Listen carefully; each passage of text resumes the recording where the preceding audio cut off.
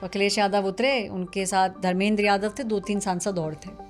आधे रास्ते तक पहुंचे तो उन्हें सामने सिलेंडर दिखा, तो बोलते हैं कि आइए सिलेंडर वालों के पास चलते हैं। अखिलेश जी मिल गए सामने, तो हमने कहा सर कब आए? तो बोले मैं कल रात को आया। तो हमने उनकी जेब देखी, उनकी जेब में टिकट लगा हुआ था सुबह के 12 बजे। हमने कहा सर ये तो टिकट है आपका, फ्लाइट का टिकट पॉकेट में लिए घूम रहे। कह रहे नहीं आज सुबह आया मैं। This is not Saharanpur, this is Assam, we will decide what will happen. तो उन्होंने इमरान मसूद पे बंदूक तान दी। कांग्रेस पार्टी का अपनी राज्य इकाइयों में जहां पर वो विपक्ष में है, जितना उत्तर कोरिया पे अमेरिका का है। ये आरजी नहीं है, ये आरडी है, रहमान डकैत। रहमान डकैत का एक बड़े नेता जो हिमाचल प्रदेश में राज्यसभा चुनाव हार गए, चुनाव से 2 दिन पहले उन्होंने पार्टी दी थी वहां पर, बहुत जबरदस्त एमएलए उसका चुनाव हार गए, तो उन्होंने फिर वो पार्टी का कोई एक भी पैसा भुगतान नहीं किया। उन्होंने कहा जब वोट ही नहीं दिया तो पैसे खाए हाँ, खेला खत्म। तो हम ज्यादातर जो है मकर पे नहीं मिलते हैं, तो उस गली के अंदर पाए जाते हैं, क्योंकि वहाँ सब बड़े बड़े नेता निकलते हैं, तो आपको इन्फॉर्मेशन होती है कि भाई चहल पहल हो रही है, कुछ इन्फॉर्मेशन मिलेगी। तो जब मैं वहाँ से जा रही थी तो वहाँ पे नितिन गडकरी जी के ऑफिस में कोई था जिन्होंने मुझे बोला कि आप गलत डायरेक्शन में जा रही हैं, आप यहीं रुकिए और खबर आप तक चल के आएगी। 2 मिनट के बाद सामने से हम देखते हैं राहुल गांधी, प्रियंका गांधी और उनके साथ कई सारे लोग चलते आ रहे हैं। जब भी मैं ये बताता हूँ कि कांग्रेस कितना खराब कर रही है, ये बताती है बीजेपी कितना बढ़िया कर रही है। जब मैंने उनसे बोला कि सर यहाँ पर जितने भी लोग हैं, चाहे वो कांग्रेस के हों चाहे अलग अलग पार्टी के, अपोजिशन पार्टी के, वो सब ये कह रहे हैं कि उनको छुटकारा बीजेपी से नहीं, हिमंता बिस्वा शर्मा से चाहिए। तो उन्होंने सीधा ये कहा कि मैं बीजेपी छोड़ दूंगा। वो तुम्हारा शो जो आता है उसका क्या नाम है, कौन सा शो आता है आपका जो देखते? तो हमने बोला सर दादा वो रिपोर्टर्स ऑफ है, सो आज तक में आता है या कौन से चैनल में आता है आप लोग का? तो हमने कहा दादा वो आज तक रेडियो पे आता है। Reporters of air. ये धुरंधर का तो बड़ा तमाशा सुन रहे हैं। क्या? एक दिन में ही 100 करोड़ पूरे हो गए हैं, लोगों ने एडवांस टिकट बुक करा ली। तो आपने योगदान दिया है 100 करोड़ में या नहीं? नहीं, अभी तो नहीं दिया। मैं दूंगी, जरूर देखूंगी मैं। मैं तो आप लोगों से जानना चाहता हूँ कौन कौन से लीडर, कौन कौन से अफसर, कौन कौन से जज जा रहे हैं। अरे हम तो मजदूर आदमी हैं, हम अभी नहीं जा पाए हैं, हम तो दफ्तर का काम सिर्फ एक पहला पार्ट देखा है मैंने। और दूसरा कब देखोगे? अब दूरदर्शन पे आएगी। अबे दूसरा ये पार्ट free में ज्यादा देखना जरूरी चाहता है। है। दूसरे पार्ट में तो एकदम नेटफ्लिक्स पे जब आ जाएगी। दूसरे पार्ट में हमारे टाइप के लोग भी हैं वहाँ पे। ऑप्शन है ना फिर जो मुझे लोग नेता- बोलते हैं तेरा चेहरा अतीक अहमद से बहुत मिलता है। और मैंने कहा भगत सिंह से शुरू करते, अतीक अहमद पे लाके पटक देते हैं मुझे। पहले भगत सिंह बोलते थे भगत सिंह जैसी मुझे, अब कहते हैं अतीक अहमद जैसी है। कैमियो रोल है आपका उसमें मूवी में। हाँ, नमस्कार, रिपोर्टर्स ऑफ एयर में आपका स्वागत है। ये नया एपिसोड धुरंधर से शुरू होगा और चुनावी राजनीति और आगे भविष्य में महिलाओं के आरक्षण तक ले जाकर वहां तक हम बात करेंगे। अंदर के किस्से कहानियां जो आमतौर से आपको सुनने को नहीं मिलते हैं, वो सारे किस्से कहानियां खास तौर पे हमारे रिपोर्टर लेकर आए हैं। आज के इसमें कौन कौन प्रकट हैं, कौन गुप्त रूप से यहाँ हिस्सा लेंगे, यानी जो प्रकट नहीं है, परोक्ष हैं। प्रकट में मैं इधर से शुरू करता हूँ। राहुल गांधी, हमारे इन हाउस आरजी, जो राहुल गौतम, अभी नाम नहीं बदला है सर इसका। नाम बदलेंगे भी नहीं। हमारे RG, in house RG Rahul Gautam, जो आपको बताएंगे कि किसका टिकट बटा, किसका कटा, आया राम गया राम, किसको क्या नुकसान हो रहा है, क्या हो रहा है, ये सारी चीज़ें।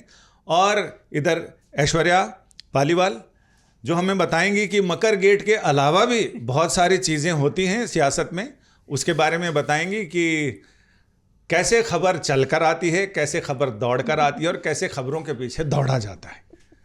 मौसमी मेरे दाहिनी तरफ बैठी हैं। मौसमी बताएंगे सियासत का मौसम क्या है। हालांकि अभी गर्मी है, भले बारिश हो रही है और ठंडी हवाएं चल रही हैं, लेकिन सियासत में हरारत तेज है। आम पकने वाले हैं और आम की फसल का इंतजार सबको है, आम और खास को, कि कैसे आम पके और कैसे फसल कटे। अमित भारद्वाज मेरे सबसे दाहिनी तरफ, सुदूर दक्षिण की तरफ बैठे हैं। अमित भारद्वाज बताएंगे कि पूरब में क्या हो रहा है, बंगाल और असम में टीएमसी, बीजेपी, कांग्रेस, इनके सियासत दौर कैसे चल रहे हैं। फिलहाल तो धुरंधर 2 का मौसम है और सियासत के धुरंधर हों या फिल्मी धुरंधर हों, सब तेज रफ्तार से सरपट भागे जा रहे हैं। जिसको जहां जगह मिल रही है वहीं जा रहे हैं, और जिसको जहां जगह मिल रही है, इसमें एक बड़ी चीज ये भी है कि आवाजाही तेज हो गई है। आया राम गया राम सियासत से पहले का दौर है। तो कहते हैं कि वफा की बात जो करते थे बड़े जोर शोर से, वही आज बह गए हैं कुर्सी के जोर से। वाह वाह कुर्सी वाह खींच रही है लोगों को, तो लोग इधर उधर बढ़ रहे हैं और रंग बदलना इनका अब दस्तूर हो गया। कल तक जो थे इधर उधर मशहूर हो गए। वाह वाह वाह वाह वाह। तो हम इसी पर बात शुरू करते हैं आज के रिपोर्टर्स अफेयर। आप किस्सा शुरू हो, मंगलाचरण हो, उससे पहले आपसे एक दरख्वास्त है कि आप आज तक रेडियो पर ये आपका पसंदीदा कार्यक्रम सुन रहे हैं, आप इसको सब्सक्राइब भी करें और स्पॉटिफाई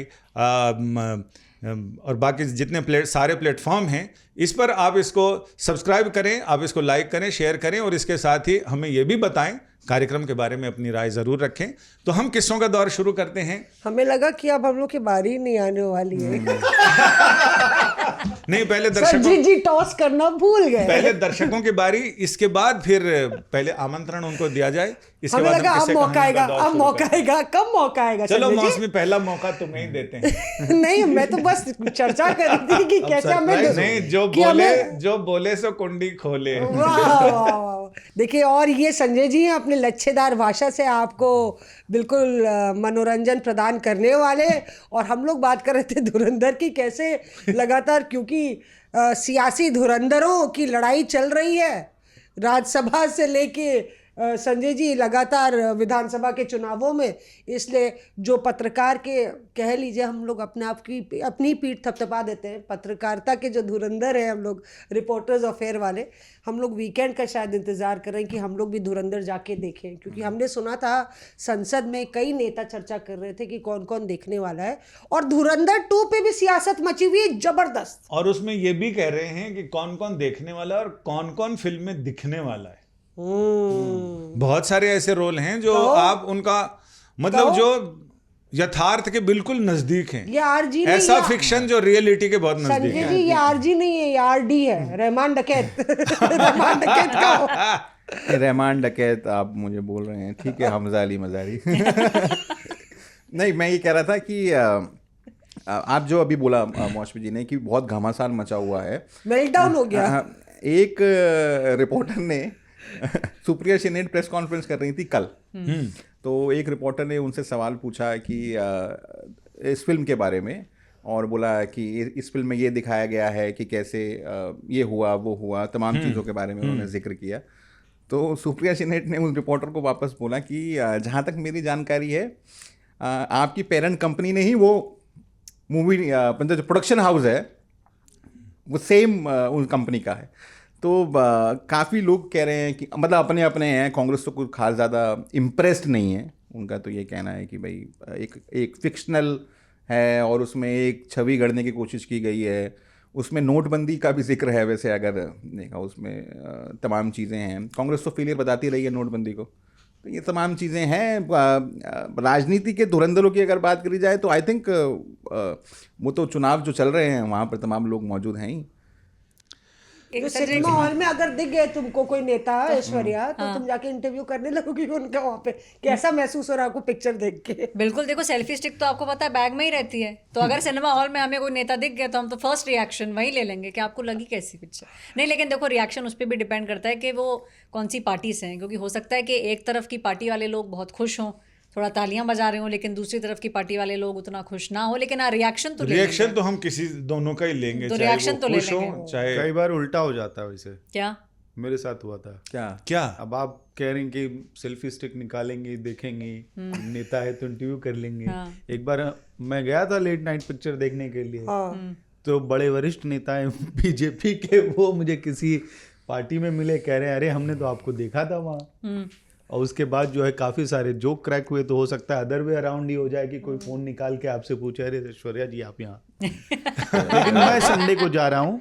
अच्छा। और धुरंधर से मुझे ध्यान आया कि एक वो पूरा स्टेज सेटअप है ना, जैसे पहली वाले में जमील जमाली बैठे हुए हैं, रहमान डकैत आएगा, एंडोर्स करेगा, और उसके बाद जमील जमाली का कैंडिडेचर वहाँ पे अनाउंस किया जाएगा, तो कहीं कांग्रेस में तो ऐसा नहीं हो गया कि जमील जमाली वहाँ स्टेज पे अच्छा, बैठा हुआ था, रहमान डकैत लोग कोरिलेट करने लग गए हैं चीजों को। वहां से जाके सीधे बीजेपी में रहमान डकैत की एंट्री हो गई। लेकिन कई बार ऐसा होता है कि रहमान डकैत खुद का कैंडिडेचर नहीं करके किसी अपने चहेते का कैंडिडेचर यहाँ तो खुद का हो गया, बेटे का कैंसिल करा के खुद का हो गया। देखिए ये जो बार बार नाम ले ले भाई, प्रदीप बोरदोलोई की बात कर रहा हूँ मैं, वो एकदम एंट्री उनकी वैसी ही हुई है। 2 सांसद थे कांग्रेस पार्टी के, उनमें से एक चले गए हैं, अब एक ही बचे हैं, अब रकीबुल हसन ही बचे हैं। कांग्रेस पार्टी, देखिए मैं ये लगातार यहाँ पर भी इन्होंने भी कहा, मैंने भी कहा कि असम के अंदर कांग्रेस पार्टी कम से कम बहुत ही पिछड़ी हुई नज़र आ रही है। उसका कारण ये है कि वो ग्राउंड एसेस नहीं कर पा रहे हैं।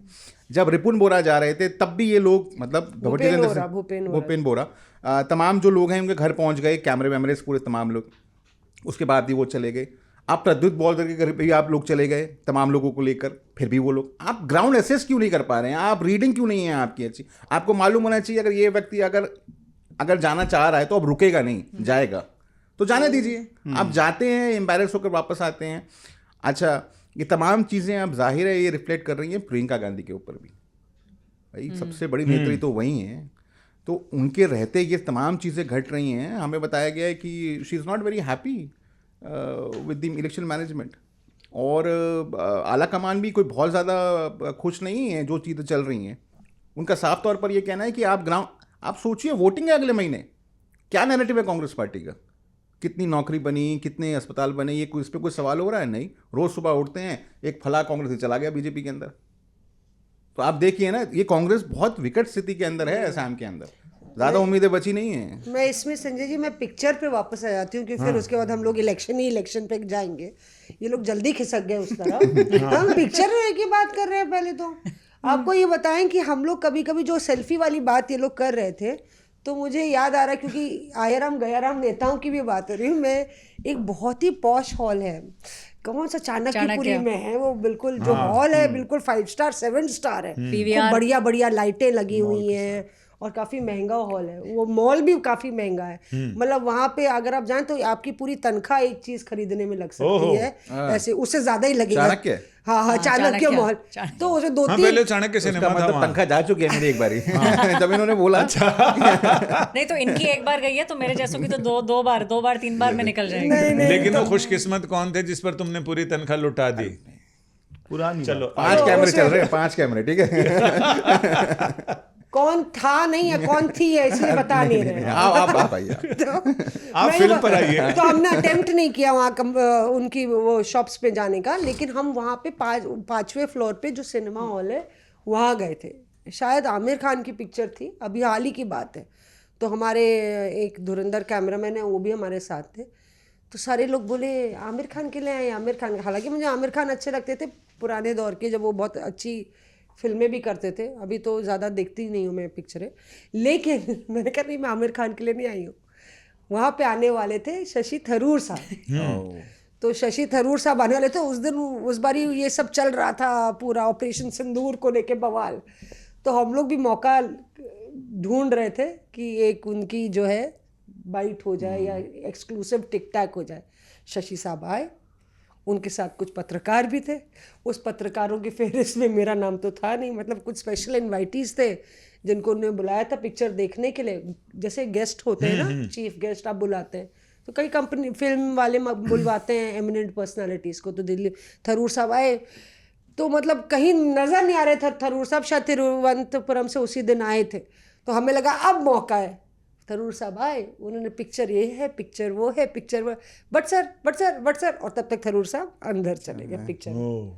तो अब कैमरा बोला अब क्या करेंगे? हम कहा अब क्या करेंगे, घर जाएंगे, 3 घंटे पिक्चर हॉल के बाहर थोड़ी खड़े रहेंगे, हमारा नाम भी नहीं है अंदर जाने के लिए। और हम लोग फिर ऐसा भी होता है कि पिक्चर शुरू होने के पहले द एंड हो गया। हाँ, तो ऐसी भी कहानियां होती हैं। तो हम लोग में से कोई वैसे पाए जाएंगे वीकेंड में धुरंधर देखते हुए। हाँ बिल्कुल बिल्कुल। और मुझे भी लग रहा है कि हो सकता है कि हम लोग रहें तो वहाँ कोई बड़े नेता वहाँ साथ नजर आ जाए। बहरहाल आपको ये पूछना चाहिए, क्योंकि अब बॉलीवुड ये ब्लॉकबस्टर बीजेपी बना रही है असम में।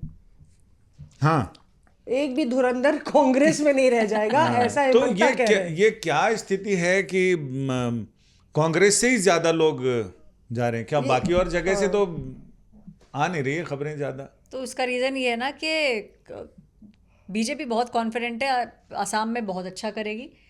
उनका ये मानना है कि भाई अगर सामने से हमारी बातचीत चल रही है, और ये अभी नहीं, आपने अगर आप हेमंत बिश्व शर्मा के पिछले 2 महीने के बयान सुने तो आपको उसमें ये रियलाइज़ होगा कि वो बोलते रहे हैं कि ये लोग तो सामने से हैं और बहुत सारे नेता हमारे टच में हैं।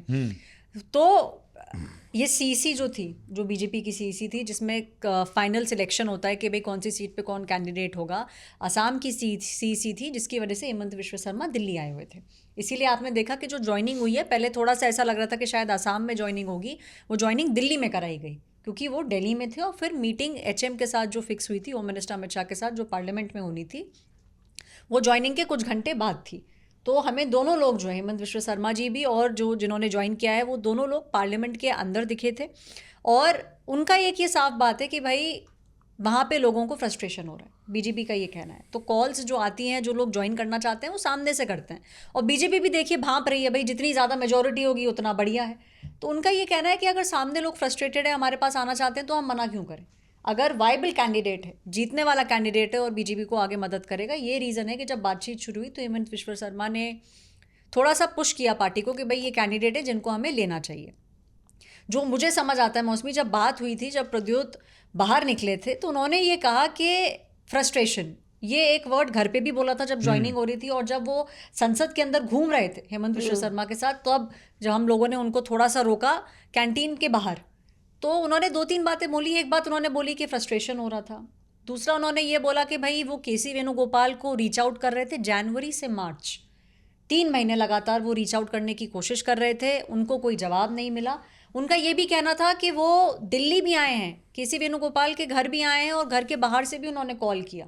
तो जब उन्हें रिस्पॉन्स नहीं मिल रहा था तो फ्रस्ट्रेशन बढ़ता रहा, और वो रीज़न है कि he reached out to the Bharatiya Janata party. उन्होंने अपना वो भी दिखाया स्क्रीनशॉट, व्हाट्सएप मैसेजेस उनने दिखाए, उसमें मैंने भी देखे कि उसमें कोई जवाब नहीं था किसी से।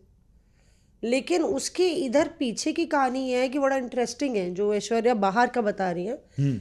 अच्छा, वो सोशल मीडिया पे सारे लोग ये भी बोलते हैं ये लोग हमेशा मकर द्वार करते रहते हैं। हम लोग को घर याद भी रहते, तो मकर द्वार इस बारी बात नहीं करेंगे। तुम इंडोर स्टोरी बताओ, पार्लियामेंट के अंदर की कहानी बताते हैं। तो रवनीत बिट्टू सामने से आ रहे थे और प्रद्युत बरदोले इस तरफ से आ रहे थे। प्रद्युत बरदोले जो है वो अमित शाह से मिलके बीजेपी ज्वाइन करके सीधे हेमंता के बाद वो आए पार्लियामेंट, और अमित शाह से मिले तो बाहर निकल रहे थे।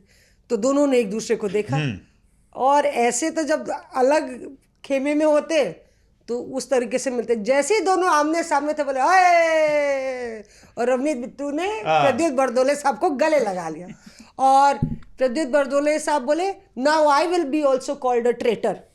तो राहुल गांधी ने बिट्टू को ट्रेटर बोला था, हियर कम्स द ट्रेटर। तो वो दोनों एक दूसरे से मिले, और जो पीढ़ा है, जैसे कि वो बात है कि हमें एक्सेसिबिलिटी नहीं मिलती है, वो एक कॉमन रोना गाना कह लीजिए या शिकायत कह लीजिए जाने वाले नेताओं की है।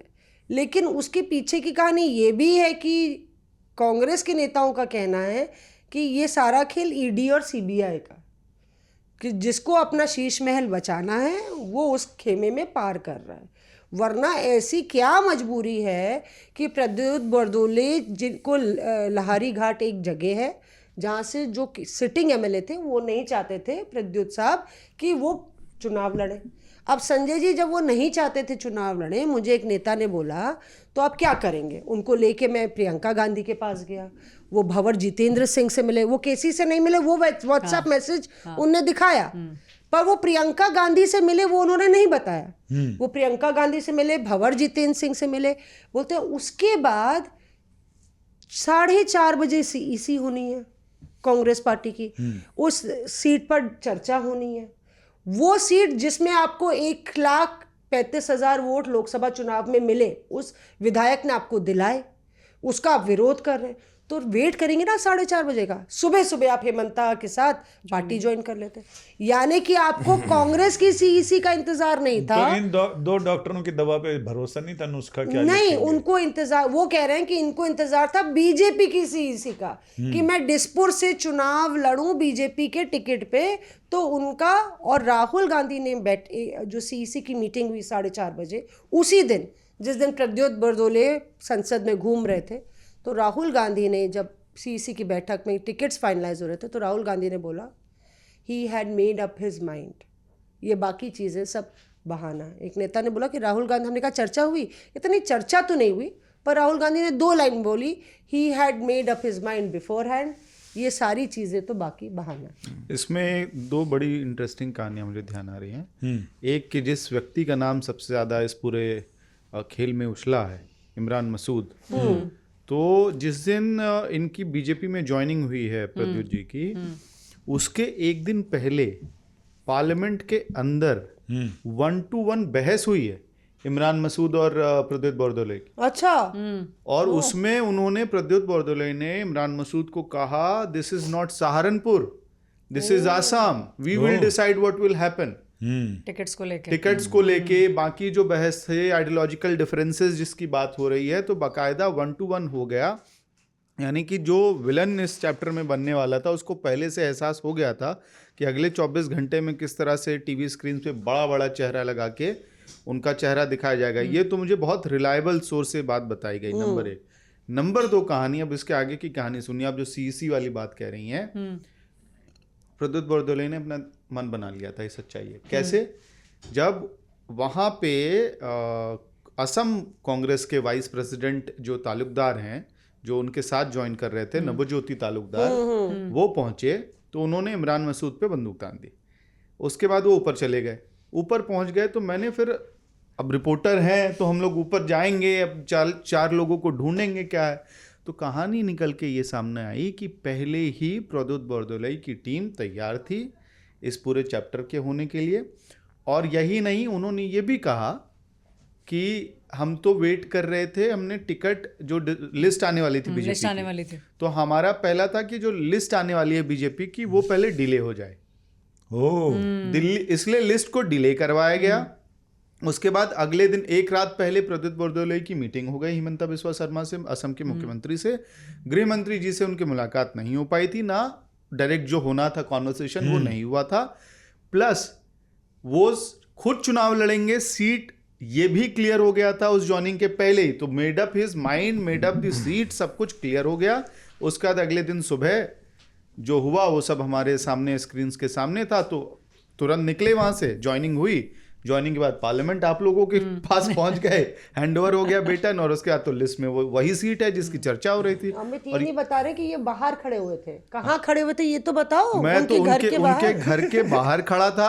गमला अच्छा, पोस्टिंग में। नहीं गमला नहीं, उस दिन तो बहुत एक्टिविटी थी। और बीच में हुआ क्या कि वहां क्योंकि ऊपर से फोन करके कह दिया गया था रिपोर्टर्स अलाउड नहीं है। अच्छा, तो मैंने कहा कि कैमरामैन जो हमारे सबसे जरूरी क्या कहें, हमारी टीम में एलिमेंट हैं, वॉरियर हैं, तलवार जिनके हाथ में होती है, मतलब तलवार हमारे हाथ में होती है, लेके वही आते हैं। मैंने अपनी तलवार यानी कि माइक उनको थमाया और मैं आराम से लिफ्ट से ऊपर गया। हाँ। क्योंकि बाकी सबको रोक लिया जा रहा था, तो मैं गया आराम से कि मैं तो इधर ही ऊपर मेरा है, किसी से मिलने जाना है, आना जाना लगा है। तो मैं सीधे सही फ्लोर पे पहुंचा और सही लोगों के बीच जाके खबर निकाली, सारी खबर अपने हाथ लग गई। और मंत्री पद को लेके भी कुछ कॉन्वर्सेशन उस वक्त तक चल रही थी, जिस बात को लेके उन्होंने कहा अब इससे ज्यादा तो हम नहीं बात कर पाएंगे। एक नेता ने मेरे को कहा कि आप देखिए 4 बार के वो एमएलए थे, 2 बार के वो सांसद थे, जिस सीट से वो जीत कर आए हैं वो 65% माइनॉरिटी वोट्स हैं, मतलब इतनी सेफ सीट थी। उनके बेटे को हमने टिकट दी, उसके बाद भी अगर वो जा रहे हैं तो सिर्फ इसलिए तो नहीं जा रहे हैं कि केसी वेणुगोपाल ने उनको जवाब, एक मैसेज नहीं भेजा वापस। जब वो तमाम लोगों से मिल रहे हैं, जैसे बबर से मिल रहे हैं या इमरान मसूद से, इमरान मसूद का वो सीट भी नहीं है। इमरान जिस सीट को लेके लड़ाई है कि उस पर वो टिकट कटवाना चाहते थे उम्मीदवार का, वो सीट प्रियंका गांधी ने असम को हिस्सों में बांटा हुआ है। तो कुछ स्क्रीनिंग कर रहे हैं सप्तगिरी उलाका और कुछ टिकटों की स्क्रीनिंग कर रहे हैं इमरान मसूद। तो जिस सीट की बात हो रही है वो सीट भी नहीं है इमरान मसूद के पास, वो सीट भी सप्तगिरी उलाका के पास है। लेकिन लोगों का ये कहना है क्योंकि इसको थोड़ा पोलराइज करना था, तो उन्होंने उनको पिक किया, इमरान मसूद को। उनके बेटे वाली भी सीट इमरान के पास नहीं, इमरान मसूद के पास नहीं थी। बेटे की तो नहीं पता, लेकिन जिस सीट के लिए वो टिकट कटवाए वो सीट बेटे नहीं की थी। सीट मार्गरीटा है, जो बेटा है उसने कह दिया है कि अब मैं नहीं लड़ूंगा मार्गरीटा हाँ, से। हाँ। तो कोई नेता कह रहा था कि बेटा अब लड़ेगा तो नहीं पर पिता को मजबूत करेगा। लेकिन डिस्कोर्स एक चीज बताओ, जब बीजेपी ने एलानिया कह दिया है कि कांग्रेस के सारे पार्टी वियर कॉस्ट्यूम हमारी वॉशिंग मशीन में धुलेंगे, तो कांग्रेस सक्रिय क्यों नहीं हो रही अपने लोगों को रोकने के लिए? मतलब कंट्रोल फेल हो रहा है क्या?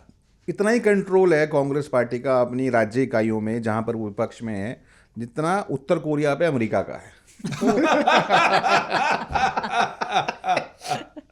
छटपटा रहे थे अब पंचलाइन के दिमाग में क्या नाम है? ये अभी पूरा दुखड़ा रहेगा, बताएगा हरियाणा, उड़ीसा, फलाना, इसका ढिमकाना, प्रूफ भी है उसमें केरल भी ऐड हो जाएगा। हैं? आप देखिए हरियाणा में क्या हुआ, उड़ीसा में क्या हुआ, बिहार में क्या हुआ, असम में क्या हो रहा है, हाँ।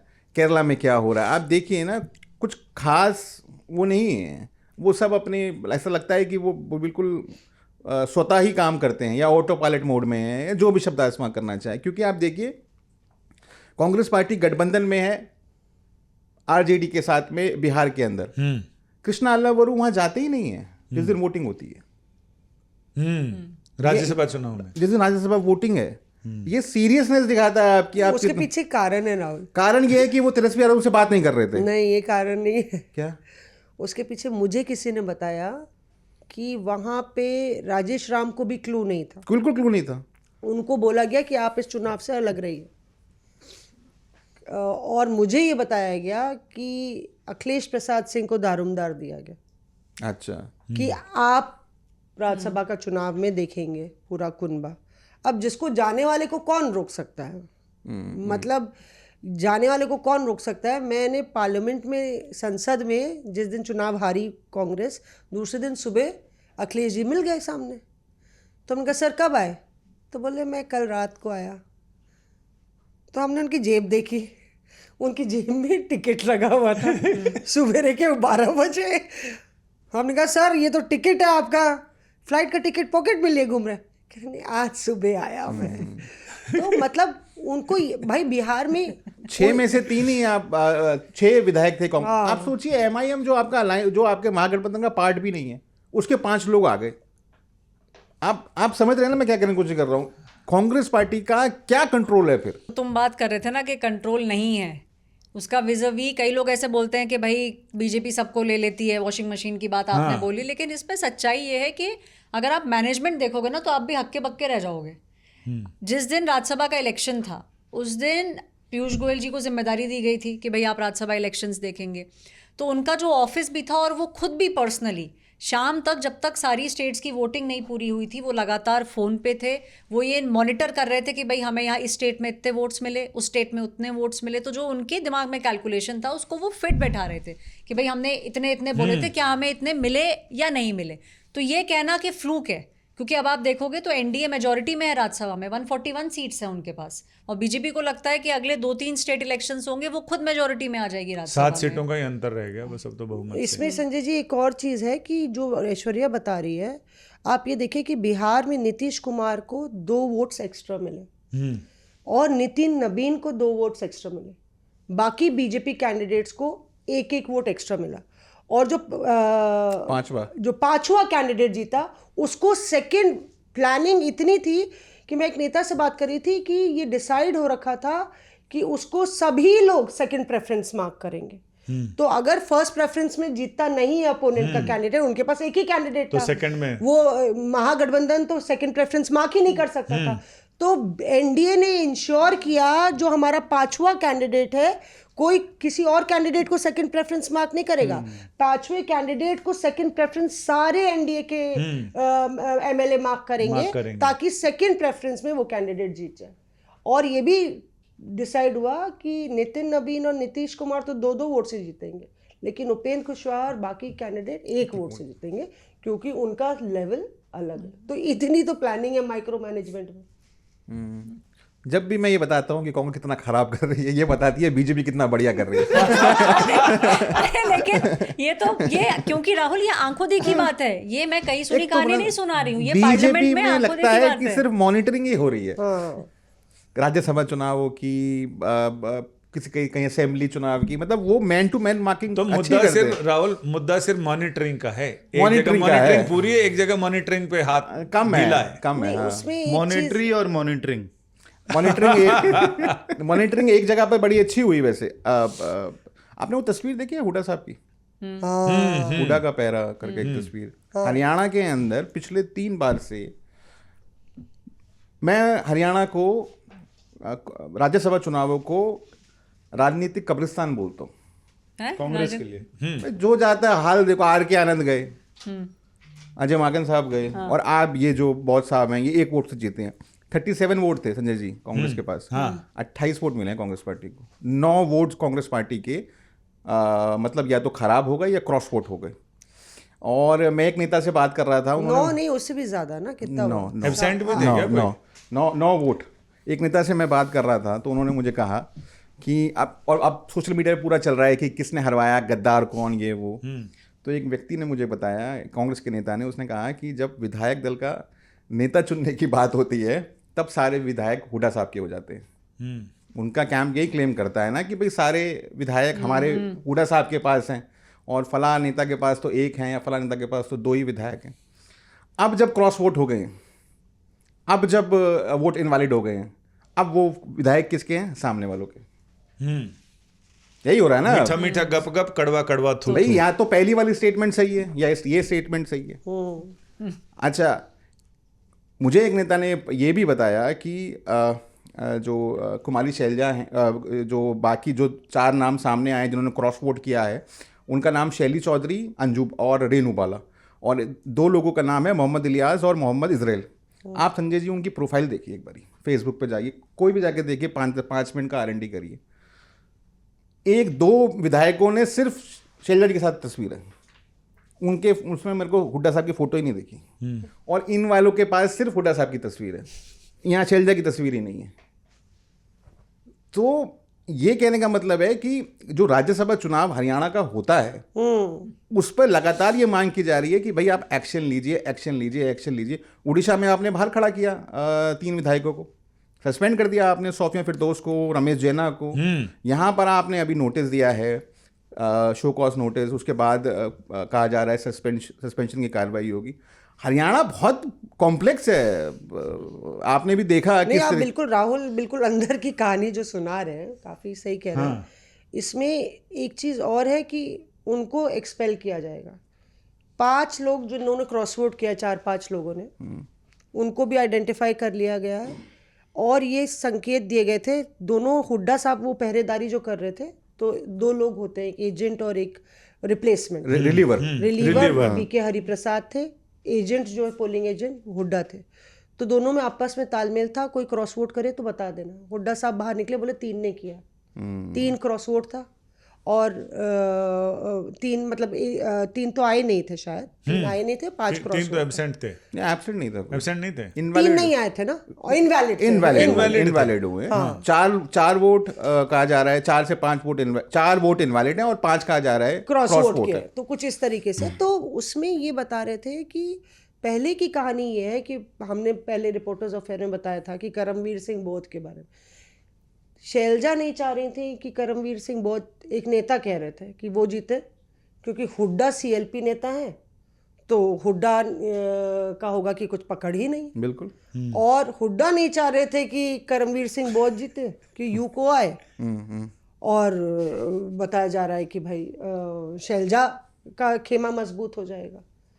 तो दोनों से बात हुई, दोनों लोग को बोला गया कि भाई ये इसमें सहयोग चाहिए, पर दोनों आपस में झगड़ रहे थे कि ये जीते नहीं कैंडिडेट। और जो कैंडिडेट साहब थे उनके बारे वो तो कह रहे थे हम आए सुनहरी बाग लेन से, वो भी बड़े महान हैं। हाँ, एक तो वैसे ही हरियाणा का जो चुनाव होता है राज्यसभा का, इतना मुश्किल है भाई।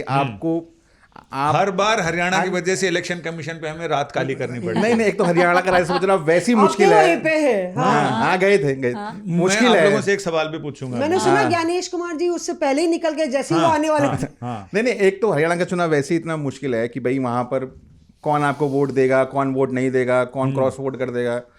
अच्छा, राज्यसभा चुनाव में व्हिप जारी नहीं होता तो आप तमाम लोगों से वोट मांग सकते हैं। आप बीजेपी से भी वोट मांग सकते हैं, आप किसी भी पार्टी आप से मांगते हैं भाई। हाँ। बहुत साहब कहते हैं मैं दिल्ली का कैंडिडेट हूं, मैं किसी के दरवाजे नहीं गया।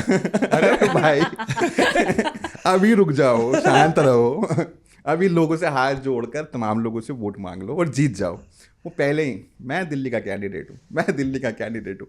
उनका नाम आगे बढ़ाने में दो लोगों का बहुत रोल है, के राजू का और राजेंद्र पाल गौतम का। उन लोगों ने ये नाम सुझाया जिसको बाद में फिर अप्रूवल दिया गया। वो भी दिल्ली नहीं, राहुल गांधी बोल रहे थे। हाँ जाहिर है वहीं से यहाँ पर तो वो साफ नाम लेकर, अरे भाई थोड़ा अभी विनम्र होकर आप जीत जाइए चुनाव, मांग लो वोट। हाँ। हाथ जोड़ के वोट मांग लीजिए तमाम लोगों से। लेकिन नहीं, एक और बात मैं बताना चाहूँगा कि मुझे जो ये बताया गया कि इसमें अगर बीके हरिप्रसाद जो वहाँ पे वो भी रिलीवर थे, पोलिंग एजेंट थे, उन्होंने राव नरेंद्र सिंह को भी नहीं बताया ये कि हमारे कितने क्रॉस वोट हुए हैं, कितने इनवैलिड हुए हैं। क्यों? क्योंकि अगर उनको ऐसा लगता था कि अगर मैं किसी को भी ये बता दूंगा कि कितने क्रॉस वोट हुए हैं, कितने इनवैलिड हुए हैं, तो बीजेपी ने तो मैन टू मैन मार्किंग कर रखी थी। भाई जो पार्टी 9 लोगों से क्रॉस वोट करवा सकती है, इनवाइट करा सकती है, एक और से नहीं करा सकती थी। उन्होंने किसी को बताया ही नहीं, उन्होंने उल्टा ज्यादा बता दिया, बोले 11 हो गए। तो बीजेपी को लगा कि ठीक है मामला कंफ्यूजन में मारी गई। कांग्रेस में थोड़ा सा ये एरोगेंस है, क्योंकि एक बड़े नेता जो हिमाचल प्रदेश में राज्यसभा चुनाव हार गए, चुनाव से 2 दिन पहले उन्होंने पार्टी दी थी वहां पर, बहुत जबरदस्त एमएलए उसको, उसका चुनाव हार गए, तो उन्होंने फिर वो पार्टी का कोई एक भी पैसा भुगतान नहीं किया। उन्होंने कहा जब वोट ही नहीं दिया तो पैसे खाए के, हाँ खेला खत्म, पैसा खत्म। उड़ीसा में जो कांग्रेस की महिला नेता है जिसको इन्होंने सोफिया, उसको इन्होंने नोटिस भेजा या उसके खिलाफ कार्रवाई कर रहे हैं, तो इसके पीछे भी कोई कहानी है। वो तो भाई सोफिया फिरदौस आई थी, उनको बड़ी बहुत राहुल बता रहे थे कहानी उसकी। हाँ। उनकी हमारे पास नंबर भी, हमको बोला अरे आप तो सेव की थी, उनसे बात कीजिए। हम फोन लगा रहे हैं, वो फोन ही नहीं उठा रही है। वाकई में उनका नंबर था, डायनेमिक, बिल्कुल यंग लीडर है। उनके फादर रहे हैं, उनके फादर ने बहुत भूरी प्रशंसा, मतलब कि आलोचना की थी पार्टी की। अच्छा। हाँ, और कहा था कि बिल्कुल गर्त में चली गई है। सभी लोग केसी वेणुगोपाल को जब चिट्ठी लिखते हैं तो संगठन को कोस देते हैं, तो गर्त में चली गई, ये चली गई, वो चली गई। सोफिया फिरदौस ने वो खिलाफ वोट डाल दिया। नहीं, उन्होंने एक दिन पहले भक्तचरण दास को फोन किया, वोटिंग से एक दिन पहले, और कहा कि अंकल कल कितने बजे आना है वोट डालने के लिए। तो उन्होंने कहा कि आप आ जाइएगा, 9-10 बजे आ जाइएगा, सुबह वोट डाल के निकल जाएगा। तो अगले दिन वो आई सोफिया फिरदौस, तकरीबन 10-11:30 बजे के आसपास, सीधा CLP ऑफिस में गई और वहाँ पर जो तमाम लोग थे उनको नमस्ते बोला कि मैं जा रही हूँ वोट डालने के लिए।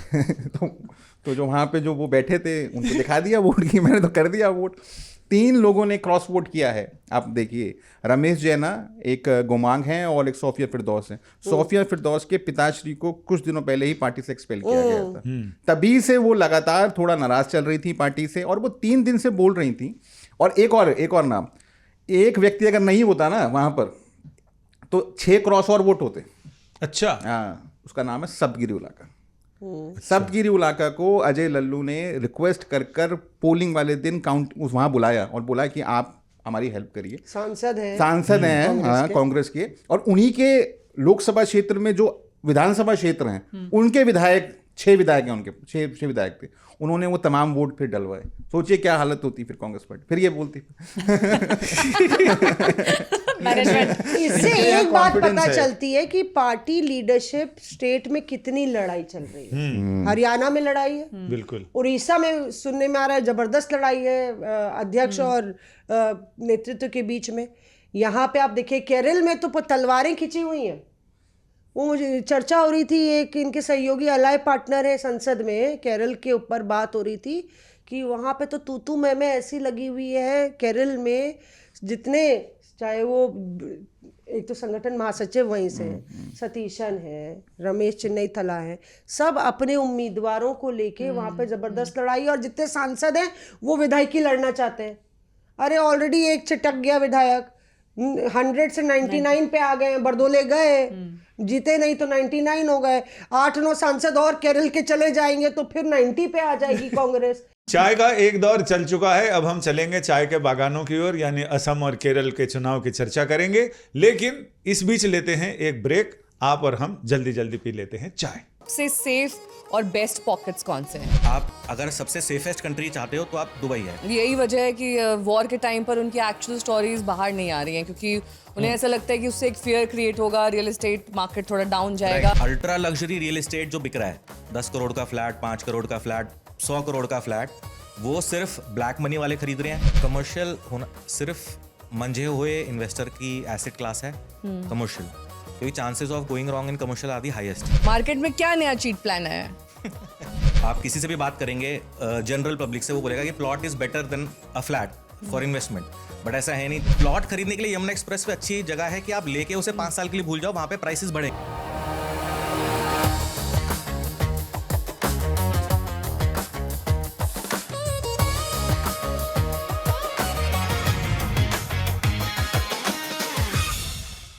विधानसभा चुनावों पर चर्चा जारी है। रिपोर्टर्स ऑफ एयर में हम बात कर रहे हैं बाकी इन तमाम रिपोर्टरों के साथ कि टिकट बंट चुके हैं, किनके टिकट बटे, किनके कटे, और कटे तो क्यों कटे, इन तमाम चीज़ों पर नए किस्से, नए कहानियों के साथ अनसुने किस्से मौसमी। जी वही, मैं अभी ब्रेक टाइम हुआ तो एक फ़ोन आया दफ्तर से, और ब्रेकिंग न्यूज़ हम लोग का जो होता है, और उसमें एक पोस्ट आया है एक्स पे, जिसमें शमा मोहम्मद जो प्रवक्ता हैं कांग्रेस की, केरल से आती हैं, उनको मैंने पिछले वाले चुनाव में भी देखा था, विधानसभा में, लोकसभा में, वहाँ पे भागते हुए भारत जोड़ो यात्रा में भी। तो बहुत समय से वहाँ से टिकट मांग रही है, और लोकसभा का भी टिकट मांग रही थी। उन्होंने लिखा है डिनाइड बट नॉट डिफीटेड। अब इसका क्या डिकोड किया जाए, मैंने फ़ोन खटकाया, हालांकि उन्होंने तो फ़ोन नहीं उठाया, पर कोई कह रहा है कि वो टिकट लेके रहेंगे अब। अच्छा। क्योंकि तो अब सारे टिकट्स का ऐलान हो गया है, तो कैसे मामला बनेगा। पर वो काफ़ी दुखी हैं इस बात को लेके। उन्होंने स्कूल वूल भी वहाँ पे बनाए थे, 3 स्कूल बना लिए। वो कह रही हैं कि मेरे मतलब कि वो लगातार अपना कंटेंशन कैंडिडेचर आगे कर रही थी, सबसे मिली भी थी जाके। लेकिन उसमें दरअसल क्योंकि के सुधाकरन भी टिकट मांग रहे थे, जो सिटिंग MP है, और कन्नूर काफ़ी पॉलिटिकली सेंसिटिव है, तो शमा मोहम्मद मुस्लिम महिला हैं, और वो एक मुस्लिम डोमिनेटेड कॉन्स्टिट्यूंसी है। उनको लग रहा था कि उनकी दावेदारी काफ़ी मजबूत है। पर यही होता है कि कहा जा रहा है कि उनका ये एक शुभचिंतक कह रहा है कि महिलाओं को भी तवज्जो नहीं दी जा रही है, मुसलमानों को भी तवज्जो नहीं दी जा रही। ये तो डबल कार्ड था उनके पास। आप देखिए केरल में उन्हीं महिलाओं को तवज्जो दी गई है जो 2 चुनाव या 4 चुनाव हार चुके हैं। जैसे उनका कहना है कि रम्या हरिदास को मौका दिया गया है, बाईपोल भी वो हार चुकी हैं, चुनाव भी हारी थी, फिर भी उनको फिर से टिकट दे दिया गया। तो नए फेसेस को क्यों नहीं मौका दिया जा रहा है? एक तरफ महिला आरक्षण की बात हो रही है। तो इनका जो ट्वीट है उससे तो ये लग रहा है कि एक नया एपिसोड लिखा जाना है, हार नहीं मानूंगी, रार नहीं ठानूंगी। हैं? लेकिन बहुत हिम्मती हैं आप कन्नूर की बात कर रही हैं, क्योंकि मैंने वहाँ से रिपोर्टिंग की है कन्नूर में जाके पॉलिटिकल वायलेंस पे। तो कन्नूर एक तो बैस्टियन है, फोर्ट्रेस है लेफ्ट का, और जो वर्तमान के मुख्यमंत्री हैं पिनरई विजयन, उनका गांव पिनरई जो गांव है वो कन्नूर में ही आता है, और जो कन्नूर की सीट है वो केरला सेकुलर के पास है जो LDF का है। कन्नूर डिस्ट्रिक्ट में अगर मैं गलत नहीं हूँ तो 11 असेंबली सीट्स हैं, जिसमें से 8 CPM के पास है, 1 केरला कांग्रेस के पास है। तो जिला ही जो है पूरा का पूरा फोर्ट्रेस है, और वहाँ पे जो मार्शल आर्ट फॉर्म है बहुत बढ़िया लड़ा जाता है, जो सुप्रीम मार्शल आर्ट, हाँ सुप्रीम मार्शल आर्ट फॉर्म माना जाता है, और लड़कियां कन्नूर में बहुत शानदार खेलती हैं। तो ये भी उस तरह का मुझे लग रहा है कि वो बैटल अच्छा, फिर शमा मोहम्मद उस तरह की पॉलिटिकल मार्शल आर्ट के लिए तैयार हो रही हैं संभवतः। उनकी एक तस्वीर वायरल हुई थी वहीं कन्नूर में प्रोटेस्ट में, जो वाटर कैनन में वो बिल्कुल खड़ी हुई हैं, और जो फ्रंट पेज पे हो गया था। तो भाई हर एक तरीके का नेता होता है, अपना कैंडिडेचर, अपना दावेदारी ठोकता है। चलते चलते एक और चीज़ मुझे, क्योंकि पहले सब पार्टी वाली डिवीजन ऑफ एक्शन वाली बात आई थी, तो केरल और पंजाब के लिए 2 अलग अलग लोगों ने, 2 अलग अलग राज्यों में बैठे लोगों ने एनालिसिस दिया था मुझे कि केरल में देखिए UDF जीत रही है, it is a writing on the wall, लेकिन अगर LDF जीतेगी तो भी उसका क्रेडिट कांग्रेस को जाएगा। क्योंकि इतना फैक्शनलिज्म है अंदर कि राहुल ये भी तुम्हारी तरफ आ रहा है, ठीक है। ये भी इनका जा रहा है। पंजाब के लिए भी मुझे कहा गया कि देखिए अभी के जो हालात हैं आइडियली, और पंजाबी जो एक मेंटालिटी है कि चुनाव मुख्यमंत्री बनाने के अगले दिन से एंटी इनकम्बेंसी चालू हो जाती है, तो भगवंत मान अगर गलती से दोबारा मुख्यमंत्री बने तो आम आदमी पार्टी की वजह से नहीं बनेंगे, पंजाब कांग्रेस की वजह से बनेंगे। इस देश में सब कांग्रेस बीजेपी की वजह से नहीं बनेंगे। नहीं, बीजेपी की वजह से तो नहीं अकाली दल की वजह से नहीं बनेंगे। नहीं बनेंगे। अमित जब बोल रहा था तो राहुल के एक्सप्रेशन से लगा कि इसको बहुत जोर का आ रहा जवाब कुछ। नहीं, मैं ये कह रहा हूँ कि जब सब कांग्रेस ही करा रही है, पता नहीं विपक्ष में क्यों है। जब सब कुछ कांग्रेस में इतनी पावर है कि सब करा दे रही है, तो सत्ता में काहे नहीं आ रही है? नहीं, करार तो बहुत कुछ, जैसे कि ममता भी रही है, बंगाल की भी हमें चर्चा कर लेनी लेकिन चाहिए। बंगाल से पहले हमारा एक रिपोर्टर वहां असम में बैठा है, हाँ। तो उससे हम ग्राउंड हालात जान लेते हैं फिर टी गार्डन कि से उतर उसके बाद आसाम से हम बंगाल की तरफ आएंगे। तो भाई मिश्रा जी, पीयूष भाई, आप बताओ वहां ग्राउंड रियलिटी क्या है और आपके पास क्या क्या खबरें हैं? अब संजय जी, मौसमी, अमित, राहुल, आप सबको देख के, ऐश्वर्या, आप सबको देख के इतना अच्छा लग रहा है। आप लोग दिल्ली में हैं, मैं इस वक्त आसाम में हूँ, और आसाम में जब आप आते हैं तो आपका स्वागत जो है आसाम की शान गमोछा से होता है। और ये गमोछा देखिए कितना सुंदर प्यारा सिल्क का गमोछा है। और आज दिन भर हम लोग जो है वो भागा दौड़ी लगी रही। हम लोगों की नॉमिनेशन फाइलिंग था आज मुख्यमंत्री हेमंत बिस्वा शर्मा का। सुबह जब वो पहुंचे रैली ग्राउंड में तो कई सारी महिलाएं जो इनकी आरती उतारने के लिए थालियां लेकर खड़ी थी, कई महिलाएं बिहू डांस करती हुई नजर आ रही थी। तो एक ऐसा माहौल था, लग रहा था कि हाँ, असम में वाकई चुनाव है और ये पूरा चुनाव जो है वो सिर्फ एक कैरेक्टर पर कॉन्सेंट्रेटेड है और वो है हेमंता बिस्वा शर्मा। लेकिन मेरी कुछ देर पहले उनसे बात हुई और बातचीत के दौरान उन्होंने मुझसे कहा कि वो बीजेपी छोड़ देंगे। वो बीजेपी क्यों छोड़ देंगे उसका भी एक रीजन है। जब मैंने उनसे बोला कि सर, यहाँ पर जितने भी लोग हैं, चाहे वो कांग्रेस के हों, चाहे अलग अलग पार्टी के, अपोजिशन पार्टी के, वो सब ये कह रहे हैं कि उनको छुटकारा बीजेपी से नहीं, हेमंत बिस्वा शर्मा से चाहिए। तो उन्होंने सीधा ये कहा कि मैं बीजेपी छोड़ दूंगा, बशर्ते ये जितने लोग हैं सब बीजेपी ज्वाइन कर लें। तो एक अपनी बात को अलग तरीके से रखने की कला है हेमंत बिस्वा शर्मा के अंदर। और जैसा कि हम लोग पहले भी इस बारे में चर्चा कर चुके हैं कि पूरा चुनाव सिर्फ एक आदमी के ऊपर केंद्रित है और वो है हेमंत बिस्वा शर्मा। यहाँ पर कई सारे कांग्रेस के नेता, जहां आप जाएं, हर आदमी सिर्फ एक आदमी के बारे में बात कर रहा है और वो है हेमंत बिस्वा शर्मा। आज बड़ी रैली उन्होंने की यहाँ पर एक रैली ग्राउंड में, और उसके बाद एक रोड शो निकाला और रोड शो में इतना प्यार उनको मैंने देखा मिलते हुए। जहां वो जा रहे थे वहां पे सिर्फ लोग उनके स्वागत के लिए खड़े थे, हाथों में फूलों की मालाएं लिए हुए, छतों पर लोग खड़े हुए हैं। एक चीज और जो बहुत महत्वपूर्ण है, मामा मामा मामा हमने आज तक शिवराज सिंह चौहान को लोगों को कहते हुए सुना है, लेकिन अब लोग हेमंत बिस्वा शर्मा को भी मामा कहते हैं। और जब हमने ये बात उनके परिवार से की और खुद मुख्यमंत्री हेमंत बिस्वा शर्मा से की, तो उन्होंने बताया कि 30 साल से ज्यादा का समय हो गया उनका आसाम की राजनीति में। तो जब 30 साल से ज्यादा का समय हो जाता है तो कहीं ना कहीं आदमी परिवार का सदस्य बन जाता है। तो इसीलिए हेमंत बिस्वा शर्मा परिवार के सदस्य बन चुके हैं और यही कारण है कि कांग्रेस के भी लोग वो भी सबके सब बीजेपी में आना चाहते हैं, खास करके वो जो हिंदू हैं, जो देशभक्त हैं। और उनको खुला ऑफर हेमंत बिस्वा शर्मा ने दे दिया है। उन्होंने ये कह दिया है कि चुनाव तक अगर वो आना चाहें तो आ जाए, चुनाव के बाद भी दरवाजे खुले रहेंगे। ना सिर्फ कांग्रेस बल्कि जितने भी विपक्षी दल के नेता हैं, अगर वो सच्चे हिंदू हैं और वो आना चाहते हैं, बीजेपी में जुड़ना चाहते हैं, तो उनके लिए दरवाजे खुले हैं। तो ये रही आज की कहानी। अब देखते हैं कि किस तरह से आगे चुनाव बढ़ता है, किन किन मुद्दों के ऊपर फोकस हेमंत बिस्वा शर्मा करने वाले हैं। आप यहाँ पर तो मैं आसाम का खाना और जो लजीज खाना है वो खा रहा हूँ। आप लोग चाय और मट्ठी के साथ अपना ये एपिसोड पूरा करिए। तुम ये कोई एक बड़ी नहीं, इंटरेस्टिंग नहीं, नहीं था तो सुना दो यार। अरे नहीं, तुम नहीं, कुछ उसको बताना चाह रहे थे, confirm करना है बड़ा बढ़िया मजेदार किस्सा, लेकिन क्योंकि अगली बार अगली बार बता देंगे। अगली बार बता दूंगा। जब पीयूष बोल चुका तुम कैसे चुप रह सकते हो? तुम्हें भी बताना चाहिए कुछ, नहीं काउंटर तो करो।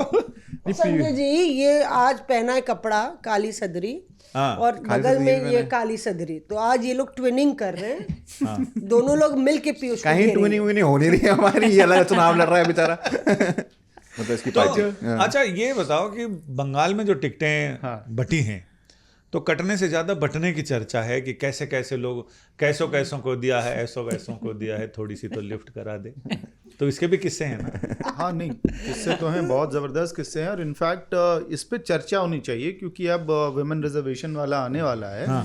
किस पार्टी ने जिन राज्यों में चुनाव है वहाँ कितनी महिलाओं को टिकट दिया। अब बंगाल में 291 सीटों पे तृणमूल कांग्रेस चुनाव लड़ रही है, 3 सीटें उसने अपने एलायंस को दे दिया है, उसमें 52 महिलाओं को ममता बनर्जी ने उतारा है। It is a very good ratio, अगर आप नंबर्स में जाएंगे बहुत शानदार रेशियो है। 33 से आगे है ना? 33 तो नहीं कहेंगे आप इसको, कितना हो गया, 1/6 ऑलमोस्ट, 1/6। तो इतना तो मिला है। और इसके अलावा आप देखिए किन लोगों को टिकट दिया है। इससे ममता बनर्जी की जो टिकट बांटने की प्रक्रिया है वो अपने आप में, वहाँ से फिर आप जो अब ऐश्वर्या तारीफ कर रही थी बीजेपी की मेटिकुलस प्लानिंग की, आपको वो तृणमूल में दिखेगा, बैटल लड़ने वाले लोगों के अंदर वो आपको स्पिरिट दिखेगा। 52 महिलाएं, उसमें 2-3 नाम मैं बताऊंगा। एक आराम बाग कॉन्स्टिट्यूंसी है, बीजेपी की कॉन्स्टिट्यूंसी है एट प्रेजेंट, वहाँ पे मीता बाग नाम की एक कैंडिडेट उतारी है तृणमूल कांग्रेस ने। और मीता बाग का परिवार क्या करता है पता है? टोटो चलाता है। वो रिक्शा जो होता है, हाँ, वो ऑटो बैटरी भी नहीं, रिक्शा, ई रिक्शा चलाता है। हाँ, बिहार होती है थाईलैंड में। बिहार हाँ, बंगाल में यहाँ उसको वाली जो टोटो हर बोलते हैं। जगह भागती हैं तेजी से, कहीं टुक टुक बोलते हैं, बिहार बंगाल में उसको टोटो बोलते हैं। तो अच्छा। 10-10 रुपए सवारी, 20-20 रुपए सवारी। मीता बाग ऐसे परिवार से आती है, उनके दोनों बेटे वो भी जो है इसी तरह के काम करते हैं, पति टोटो चलाते हैं। और जब पार्टी को पता चला कि भाई कैंपेन, अब टिकट तो उनको देना था, ऑब्वियसली पूरा सिस्टम चल रहा था, पार्टी को पता चला कि ये तो हालात ठीक नहीं है, तो फिर स्कॉर्पियो, उनको एक काली स्कॉर्पियो भेजी गई है, मुझे बताया गया, ताकि कैंपेन ढंग से हो पाए कैंडिडेट का सेफली और रिसोर्सेज के साथ। एक तो ये हो गया। एक जो है नाम मैं क्योंकि गलत नहीं वो बताना चाह रहा हूँ, एक रीना एक्का टोपो हैं, वो टी गार्डन आदिवासी, हाँ, टी गार्डन वर्कर हैं। एक जो है प्रतिभा रानी है।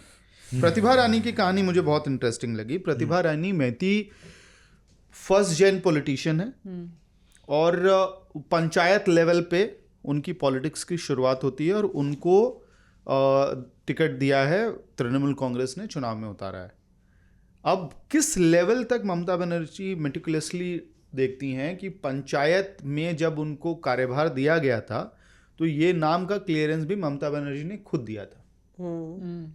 यहाँ आप जो है राज्यसभा में कौन कैंडिडेट जाएगा नहीं जाएगा, विधानसभा में किस बेसिस पे लेके आ रहे हैं लोग रिकमेंडेशन, इस बात को रार मची रहती है कुछ पार्टियों में। वहाँ पंचायत लेवल पे भी कौन, खासतौर पे जब महिला की बात आ जाए तो ममता बनर्जी ने खुद दिया उनको टिकट, उनको जगह पंचायत के उसमें बॉडी में दिलाई, और अब वो विधानसभा चुनाव लड़ रही हैं। और अगेन इकोनॉमिकली जो है बहुत अच्छी परिवार से वो नहीं आती हैं, जितनी मुझे जानकारी दी गई है।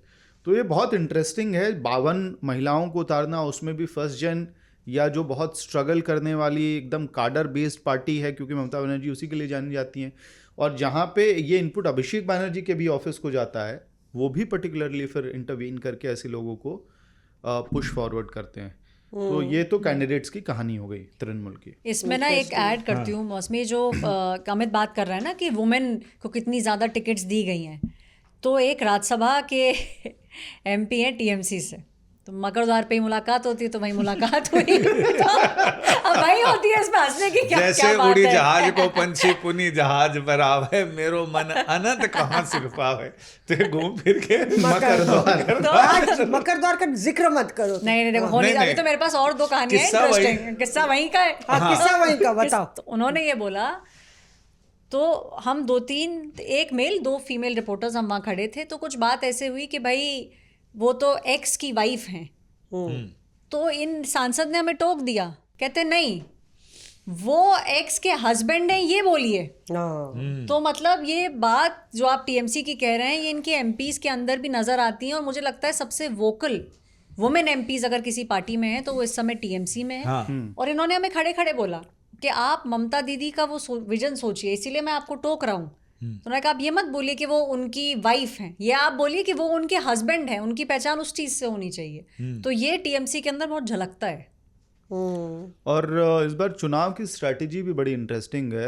ऐश्वर्या शांत बैठी हैं, बंगाल के बारे में कुछ बोल नहीं रही हैं, भाजपा वहाँ टीएमसी क्या से कर ज्यादा रही है। हाँ, वही मेरा जानने का ये था कि भाई जैसे अमित ने भवानीपुर किससे से बताया सुवेंदु अधिकारी दोबारा लड़ रहे हैं, मुझे ऐसा तो लग क्या रहा है मैसेजिंग है बीजेपी और मतलब? कांग्रेस में क्या किस्से हैं टिकट बंटने के और इनके? देखिए, जो भवानीपुर, एक तो बीजेपी 100% श्योर है कि वो जीत रहे हैं।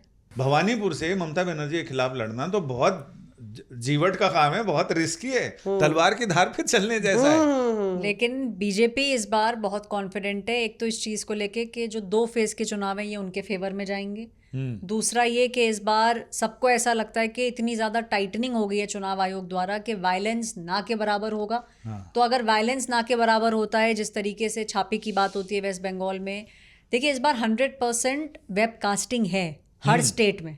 सबसे ज़्यादा फोकस होगा वेस्ट बंगाल में। वेबकास्टिंग क्या है? वेबकास्टिंग ये होती है कि जब हम बूथ्स में जाते हैं वोटिंग करने, सुबह से आखिर तक वो वहाँ कैमरा पे चलता रहेगा। तो सीसीटीवी कैमराज होते हैं, ये हमने देखा भी था लास्ट उसमें चुनाव के अंदर। तो इलेक्शन कमीशन क्या करता है, ये इनके लेवल्स होते हैं। तो सबसे बड़ा जो रूम है, वो जो आरओ है रिटर्निंग ऑफिसर, उसके यहाँ उसके अंडर 1500 लोगों की टीम होती है, वो देखता है। इसके बाद जो ईआरओ है वो देखता है। उसके बाद जो सीईओ है वहाँ देखा जाता है। उसके बाद इलेक्शन कमीशन में भी देखा जाता है। हमें बुलाया था इलेक्शन कमीशन ने, कमिश्नर्स बैठे होते हैं और उनकी जो रूम होता है दोनों तरफ उनके स्क्रीन्स लगी होती हैं और वो अब वहाँ बैठ के, यहाँ दिल्ली में बैठ के, यानी कि चुनाव आयोग में बैठ के वो ये बोल सकते हैं, मानिए आपको मुर्शिदाबाद का बूथ नंबर 21 देखना है, तो सिस्टम ये होता है कि आप दिल्ली के अंदर बैठ के 21 बूथ नंबर देख सकते हैं। मैं आप इसमें क्लियर कर दूं, आप ये नहीं देख सकते कि मतदाता मतदान किसे कर रहा है, हाँ। लेकिन आप ये देख सकते हैं कि अगर ऐश्वर्या अंदर गई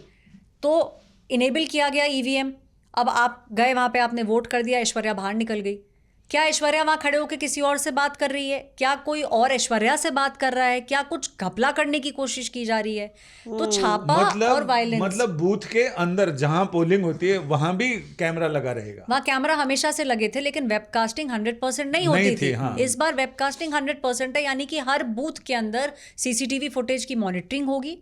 तो अनुमान ये लगाया जा रहा है कि जिस तरीके से बोगस वोटिंग की वेस्ट बंगाल में बात होती थी कि ऐश्वर्या के नाम पे मौसमी वोट दे आई, राहुल के नाम पे अमित वोट दे आया, तो कमीशन इस बार मेक श्योर कर रहा है कि इस तरीके की हरकत ना हो। मानिए हो भी गई तो आप तैयार रहिए कि हो भी सकता है कि पोल्स को रद्द कर दिया जाए। और ऐश्वर्या, दूसरा, जिस तरह से थोक के भाव में तबादले चल रहे हैं उसका भी तो असर पड़ेगा चुनाव पे। तो उसमें जो तबादले किए जा रहे हैं उसके पीछे की कहानी ये है कि जब इलेक्शन कमीशन गया था वेस्ट बंगाल तो उन्होंने 2-3 बातें बोली थी कि आप जो ऑफिसर्स हैं वहाँ पे, उनसे पूछा गया था कि आप वायलेंस रोक पाएंगे या नहीं रोक पाएंगे। कुछ ऑफिसर्स ने कहा पॉसिबल है, कुछ ऑफिसर्स ने ये बोला कि मुश्किल है। अच्छा, तो वहाँ पे कमीशन की तरफ से उनको ये पूछा गया था कि आप कर सकते हैं या आप ये नहीं कर सकते। तो ये जो तबादले हैं इनके पीछे की कहानी ये है कि कुछ ऑफिसर्स बोल रहे थे कि हम फेयर एंड फ्री इलेक्शंस कराएंगे, जो इस बात पे अग्री नहीं कर रहे थे या लग रहा था कि नहीं कर पाएंगे, उनको वहां से ट्रांसफर किया गया। और कई लोगों के इनपुट भी नेगेटिव मिले, तो इसलिए इलेक्शन कमीशन ने उनको, इलेक्शन कमीशन के बड़े उच्च पदस्थ सूत्र हैं, उनका ये कहना था कि बहुत सारे अधिकारियों के खिलाफ जो इनको इनपुट्स मिले हैं वहाँ के लोकल एजेंसियों से और अपने सूत्र से, तो उससे इनको लगा कि वहाँ प्रॉब्लम हो सकती है और ज़्यादा संवेदनशील इलाके हैं जहाँ से नेगेटिव मार्किंग आई है अफसरों के खिलाफ, तो उनका तबादला करके फिर न्यूट्रल अफसर, ये तो न्यूट्रल ही बता रहे हैं कि न्यूट्रल अफसर। पर संजय जी, मुझे किसी अधिकारी का मैसेज आया था कि भाई सिर्फ बंगाल में तबादले नहीं हो रहे। हाँ, ऐसा भी है क्या कि असम, केरला सब जगह हो रहे हैं? वो भी दिखाइए। असम में भी 10 से ज़्यादा जिलों के एसपी और इन लोगों का तबादला हुआ है। केरल में भी एक रेगुलर भी होता है जो 3 साल या 3 साल से ज़्यादा समय से एक ही जगह तैनात है, उनको चुनाव के पहले मतलब अनिवार्य तौर पे तबादला होता है। उसके बाद फिर बीच में भी ये देख लेते हैं इनपुट्स पे, बाकी तमाम चीज़ों पे बीच बीच में समीक्षा करते रहते हैं। उनको अगर नेगेटिव खबर मिलती है तो हो सकता है कि पोलिंग के 2-4-5 दिन पहले भी 2-4 निपटा दिया जाए। अच्छा, हाँ, वो उस पर रिपोर्ट पे आता है कि रिपोर्ट क्या आ रही है और क्या कैसा। लेकिन पश्चिम बंगाल में, जहाँ तुम कह रही हो कि जिन लोगों ने बोला कि हम हिंसा नहीं रोक सकते, मैंने चीफ इलेक्शन कमिश्नर से पूछा भी था उसमें कि बंगाल में जो चर्चा होती है हिंसा को लेके, वो चुनावी हिंसा से ज़्यादा पोस्ट पोल वायलेंस ज़्यादा होता है वहाँ। मतलब चुनाव हो जाने के बाद पिछली बार तो वही हुआ था अच्छा पिछले चुनाव में, तो पोस्ट पोल वायलेंस बहुत जबरदस्त हुआ था। उसकी कहानी हमने रिपोर्टर्स अफेयर में मैंने सुनाई भी थी। और लेकिन ये बंगाल वाले में ना भाजपा की रणनीति पर भी तृणमूल की बड़ी पैनी नजर है इस वक्त, क्योंकि ये मैं खुद बात कर रहा था कुछ स्ट्रैटेजी के लेवल पे जो लोग हैं उनसे, कि क्या बात है, पिछली बार अगर हम सब बंगाल जो गए थे उनको ध्यान हो, 6 महीने पहले ऐसा माहौल बन गया था कि कल वोटिंग होनी है। इतना टेंस्ड माहौल था और अभी तक इस बार रिलैक्स टाइप कोई लग रहा है। चर्चा नहीं हो रही है और क्योंकि बीजेपी ने ये कुछ राज्यों में किया इंक्लूडिंग दिल्ली कि कैंपेन बहुत लाउड नहीं है और एकदम से चुनाव के बीच में कैंपेन शुरू हुआ और उल्टा हो गया, तो इस वजह से वो भी बहुत कॉशियस हैं तृणमूल वाले भी। और मैं एकदम टॉप जो स्ट्रैटेजी के लेवल पे बातें हो रही हैं वहां से बता रहा हूँ। अब टीएमसी ने भी रणनीति बदली है। अच्छा, अब उन्होंने क्या देखा कि बीजेपी क्या कर रही है, बीजेपी ने चुनाव को डिसेंट्रलाइज कर दिया कि भाई आप राना घाट के लिए अलग दे दिया, मेदिनीपुर के लिए आपने अलग दे दिया, सुवेंदु के परिवार को हैंडओवर दे दिया कि आप इतनी सीटें आप लोग देख लो, जगन्नाथ सरकार को दे दिया राना घाट के लेवल की सीटें आप लोग देख लो, है ना, इस तरह से करके डिवाइड कर दिया, पुरुलिया में किसी और को दे दिया। तो अब जब ये दिख रहा है कि सेंट्रलाइज कैंपेन नहीं है, गृह मंत्री आके उस तरह से चार्ज अभी तक नहीं ले रहे हैं, प्राइम मिनिस्टर आके उस तरह से खुल के जो लड़ाई पिछली बार लड़ी जा रही थी वो नहीं लड़ रहे हैं, तो फिर उन्होंने ये डिसेंट्रलाइज कैंपेन पे फोकस करना शुरू कर दिया है। अब जगन्नाथ सरकार के यहाँ पे शायद 7-8 सीटें जो राना घाट वाली हैं उनके पास है, तो वहाँ क्या लोकल स्ट्रैटेजी अपना रहे हैं, लोकल चुनाव क्या लड़ रहा है, हर सीट बाय सीट वो मॉनिटरिंग शुरू कर दी गई है, ताकि क्योंकि अगर इलेक्शन बीजेपी लोकल लेवल पे ले जाती है तो टीएमसी के लिए बहुत डेंजर हो जाएगा। वही मतलब मुझे लगता है कि पिछली बार इसका फायदा टीएमसी को मिला था कि सेंट्रलाइज चुनाव था, तो बंगाली अस्मिता वहां से जाग गई थी। अब क्या अगर आप लोकल लेवल पे ले जाएंगे तो local corruption, local angst, local workers की बदतमीजी, या कहीं साइक्लोन आया उसका पैसा नहीं मिला, कहीं पॉन्ड का पैसा लोगों ना था, की इच्छाएं, उम्मीदें और गुस्सा, तो वो काउंटर करने पे अभी लोग सबसे ज्यादा पता है आपको कौन लड़ रहा है सबसे ज्यादा सीटों पर? कांग्रेस 294 सीटों पर चुनाव लड़ रही है, और आम आदमी पार्टी असम में लड़ रही, और टीएमसी 291 सीटों पर चुनाव लड़ रही है, मतलब 3 कम। तो कांग्रेस 294 पे लड़ रही है और उससे 3 कम टीएमसी लड़ रही है। ये और 18 सीटें मैं बता देता हूँ। एक तो मैं ये जानकारी दे दूं कि लगभग अब ये तय है कि अधीर रंजन चौधरी चुनाव लड़ेंगे, असेंबली का चुनाव लड़ेंगे, और बहरामपुर जगह है मुर्शिदाबाद के अंदर ही आती है, उस कॉन्स्टिट्यूंसी से वो लड़ेंगे चुनाव। ये राहुल ने खबर फोड़ी भी है चैनल। ये स्क्रीनिंग कमेटी में उनका नाम आ गया है, और अब in all likelihood it will be approved in CAC. और शुभांकर सरकार जो कि अध्यक्ष हैं वहाँ के, उन्होंने हमें पहले भी कहा था कि अगर वो चुनाव लड़ते हैं तो वो बंगाल में कांग्रेस का फेस होंगे। अच्छा, हाँ, आप देखिए अगर वो कांग्रेस का फेस होंगे तो जाहिर है ममता बनर्जी तो उनको सबको मालूम है कितनी खार है दोनों में बीच में, तो कैसे वो लड़ाई लड़ेंगे, और जब वो कैंपेन करेंगे, कैंपेन में क्या बोलेंगे, कितना हमला ममता बनर्जी पर करेंगे, वो अलग बात है। लेकिन मैं पिछली बार कहा था कि मामू पार्टी कहा जाता है कांग्रेस को, मालदा मुर्शिदाबाद, लेकिन मालदा और मुर्शिदाबाद के अंदर 40 असेंबली सीट्स हैं। तो अगर कांग्रेस पार्टी को ऐसा लगता है कि अगर हम 10-15, एक मौसम नूर भी एक वो भी पार्टी के अंदर आई हैं, वो भी प्रोमिनेंट फेस हैं वहाँ पर। अब अधीर रंजन चौधरी चुनाव लड़ेंगे, कांग्रेस पार्टी को उम्मीद है कि इस बार हम 100 गुना अब वो अपना वो बढ़ाएंगे, परफॉर्मेंस देंगे 100 गुना।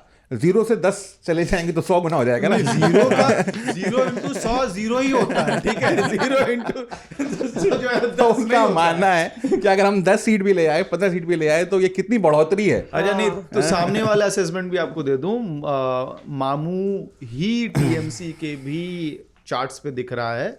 मालदा मुर्शिदाबाद जहां पे कांग्रेस बेटर कर सकती है, इंप्रूव कर सकती है, 5+3 का आंकड़ा उनके चार्ट पे इस वक्त प्रोबेबल दिख रहा है, जहां वो फाइट में है, कांग्रेस अच्छी फाइट में, 5 सीटें और 3 सीटें। और टीएमसी केरला में भी लड़ रही है। टीएमसी वो तो यूपी में भी लड़ रही थी, उसका क्या है। आपको पता है यूपी में ललितेश जो है त्रिपाठी जी, ललितेश त्रिपाठी जो है वो टीएमसी के वो कैंडिडेट थे, और अब वो इंतजार कर रहे हैं कि वो कहाँ जाए, क्योंकि टीएमसी का क्या है यूपी में, तो किसी को भी कहीं से लड़ा लो। लोग कहते हैं कि ललितेश त्रिपाठी चुनाव जीत जाते, अगर वो टीएमसी से नहीं लड़ते, टीएमसी से नहीं लड़ते, उनका अच्छा। सिंबल ही नहीं बता पाए लोगों को, ओ क्योंकि यूपी सिंबल में है कौन जानता तीन है? पत्ती है ना उनका तीन सिंबल, पत्तियां, हाँ। वो समझा ही नहीं पाए यूपी के गाँव में जो लोग हैं बेचारे, जो नहीं उनको इतना पता है कि भाई तृणमूल का मतलब क्या है, उसकी पार्टी का सिंबल क्या है, वो समझा ही नहीं पाए उन लोगों को। भाई ये फूल तक कहीं नहीं देखे हैं, कौन वो फूल जीत है? जाते हैं वो और चुनाव अब जीत जाते हैं। अब वो इंतजार में कि शायद उनकी कांग्रेस में घर वापसी हो ऐश्वर्या, सकती है। बीजेपी की क्या रणनीति है बंगाल चुनाव को लेके? बंगाल चुनाव को लेके देखिए वो बहुत क्लियर है। भूपेन्द्र यादव जो देख रहे हैं इस समय अचानक बंगाल अचानक चुनाव, नेताओं का वहां पर जाना शुरू होगा प्रधानमंत्री वो के। होगा, मेरे पास देखिए। भी एक कहानी है। हाँ। पार्लियामेंट सेशन आप खत्म होने दीजिए और आप देखेंगे, जो मेरे पास इंफॉर्मेशन है, प्राइम मिनिस्टर की लगभग 14 से 15 रैलियां जो हैं, बड़ी रैलियां वो होंगी। होम मिनिस्टर की बात करें तो उनकी लगभग 10 रैलियां होंगी। जो बीजेपी प्रेसिडेंट है नितिन नवीन जी, उनकी भी लगभग 10 से 12 रैलियां जो हैं वो वेस्ट बंगाल में होंगी। तो बम्बार्डमेंट होता है ना, कार्पेट बॉम्बिंग जिसे हम कहते हैं, वो बीजेपी अब जैसे ही पार्लियामेंट सेशन खत्म होगा उससे लेके जो फर्स्ट फेज़ है 23 को, उसमें आपको कारपेट बॉम्बिंग नज़र आएगी। और कहीं ना कहीं बीजेपी का ये भी मानना है कि पिछली बार क्योंकि बहुत हाई डेसिबल, जैसा अमित कह रहा था, सही कह रहा था, बहुत हाई डेसिबल इलेक्शन हो गया था, तो इस बार बीजेपी का ये मानना है कि भाई जीतने की तरफ आप चुपचाप काम करिए, क्योंकि उनके पास जो फीडबैक है, अर्बन जो पॉकेट्स हैं वेस्ट बंगाल में, वहाँ पे बहुत हाई एंटी इनकम्बेंसी है, तो बीजेपी उसको भुनाना चाहती है। उनके पास रिपोर्ट्स ये भी हैं कि रूरल बंगाल जो है उसमें भी एंटी इनकम्बेंसी आई है। उनको ऐसा भी लग रहा है कि आप अगर ममता बनर्जी का टाइमिंग देखें, 4 बजे इलेक्शन कमीशन की प्रेस कॉन्फ्रेंस थी, 2 बजे के आसपास ममता बनर्जी ने सारा जो है अपना ऐलान करना शुरू कर किया। दिया, यस। उसका रीज़न ये भी है कि एमसीसी लागू हो जाता है तो उसके बाद आप वो कर नहीं सकते, किसी भी इस तरीके की स्कीम को आप लॉन्च नहीं कर सकते, ऑनगोइंग स्कीम चलती रहेगी। तो उनको ये लगता है कि कहीं ना कहीं टीएमसी भी भांप रही है that the ground beneath them is shifting, तो वो इस बार चुपचाप काम कर रहे हैं और क्षेत्र जो है वो डिवाइड कर दिया गया है। देखिए, अकाउंटेबिलिटी हर नेता की होगी जो वहाँ पे जाएगा। बीजेपी की रणनीति है कि चुपचाप काम करो और कारपेट बॉम्बिंग आपको ये पार्लियामेंट सेशन के बाद इन दिखेगी। तीनों नेताओं के अलावा डिमांड में कौन कौन से स्टार प्रचारक हैं इनके यहाँ? देखिए, स्टार प्रचारकों की बात करूं तो योगी आदित्यनाथ एक ऐसा फेस रहते हैं जो साउथ में भी जिनकी डिमांड आती है। Prime minister Modi obviously number 1 पे हैं जिनकी डिमांड आती है। अनुराग ठाकुर की डिमांड आती है, लोग बोलते हैं कि भाई आप इनको हमारे पास भेजिए, बहुत अच्छा बोलते हैं।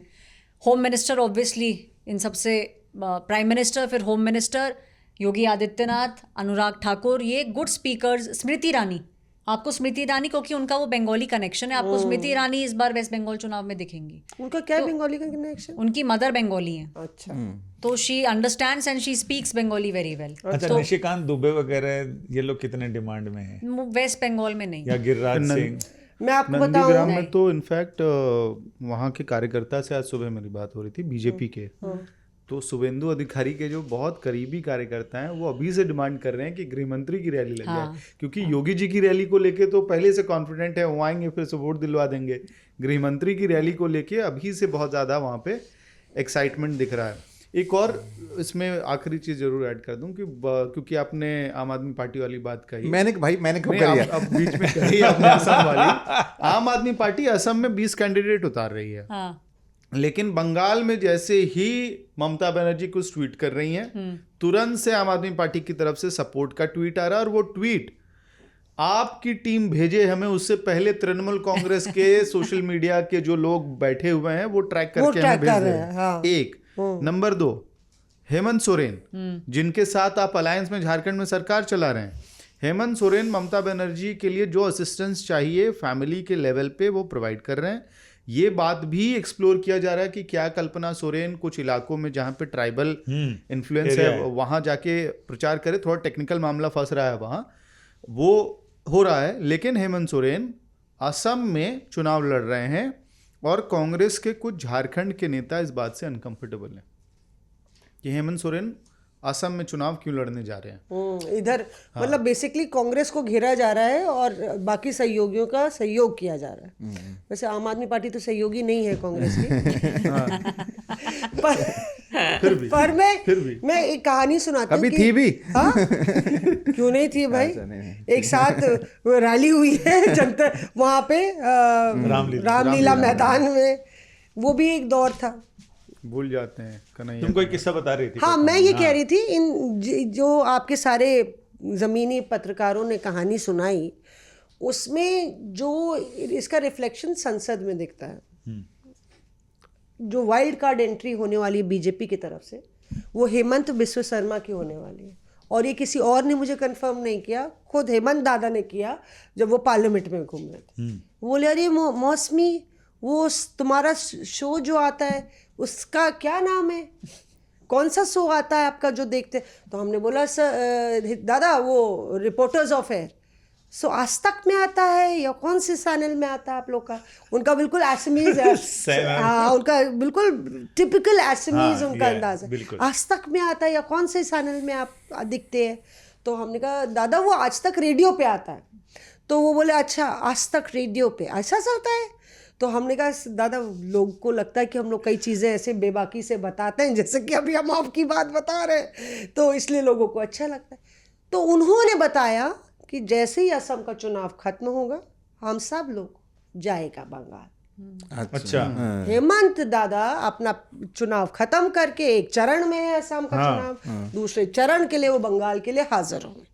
और वहाँ 9 तारीख को खत्म हो जाएगा, वहाँ 23 और 29 को। हाँ, और दूसरा जो एक नेता है जो टीएमसी के बड़े दिग्गज नेता है, we are winning the election 200, Mamata Didi is winning the election, take it in writing. Mousumi, मेरा नाम मौसमी हो जाता है बंगाल में जाके, तो डेरिक ओब्रायन साहब ये तो ऑन रिकॉर्ड बोल सकता है, take it in writing, we are winning the election 200%.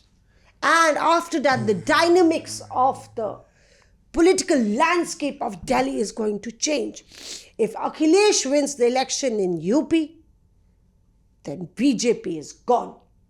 तो बेसिकली अखिलेश और ममता की भी जुगलबंदी वो बहुत घनिष्ठ है, वो क्लियर हो गया। दूसरा जो अमित कह रहा है ममता दीदी के बारे में कि टीएमसी पैनी नजर रखी हुई है, कांग्रेस क्या कर रही है, बीजेपी क्या कर रही है, और महिलाओं के सम्मान को लेकर।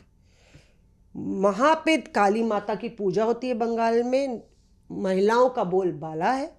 और ममता दीदी मतलब कि सोनिया गांधी और ममता बनर्जी की जो बॉन्डिंग है, चर्चा तो ये भी थी कि भूपेंद्र यादव बाहर मकर द्वार से निकले और उन्होंने बोला सुना है कि ममता दीदी ने सोनिया गांधी से बात की है और काफ़ी अलायंस की बात चल रही है। ऐसी कोई बात नहीं चल रही लेकिन सब बीजेपी भी शगुफा छोड़ रही है, मतलब कई कहानियां आती हैं इस तरीके से।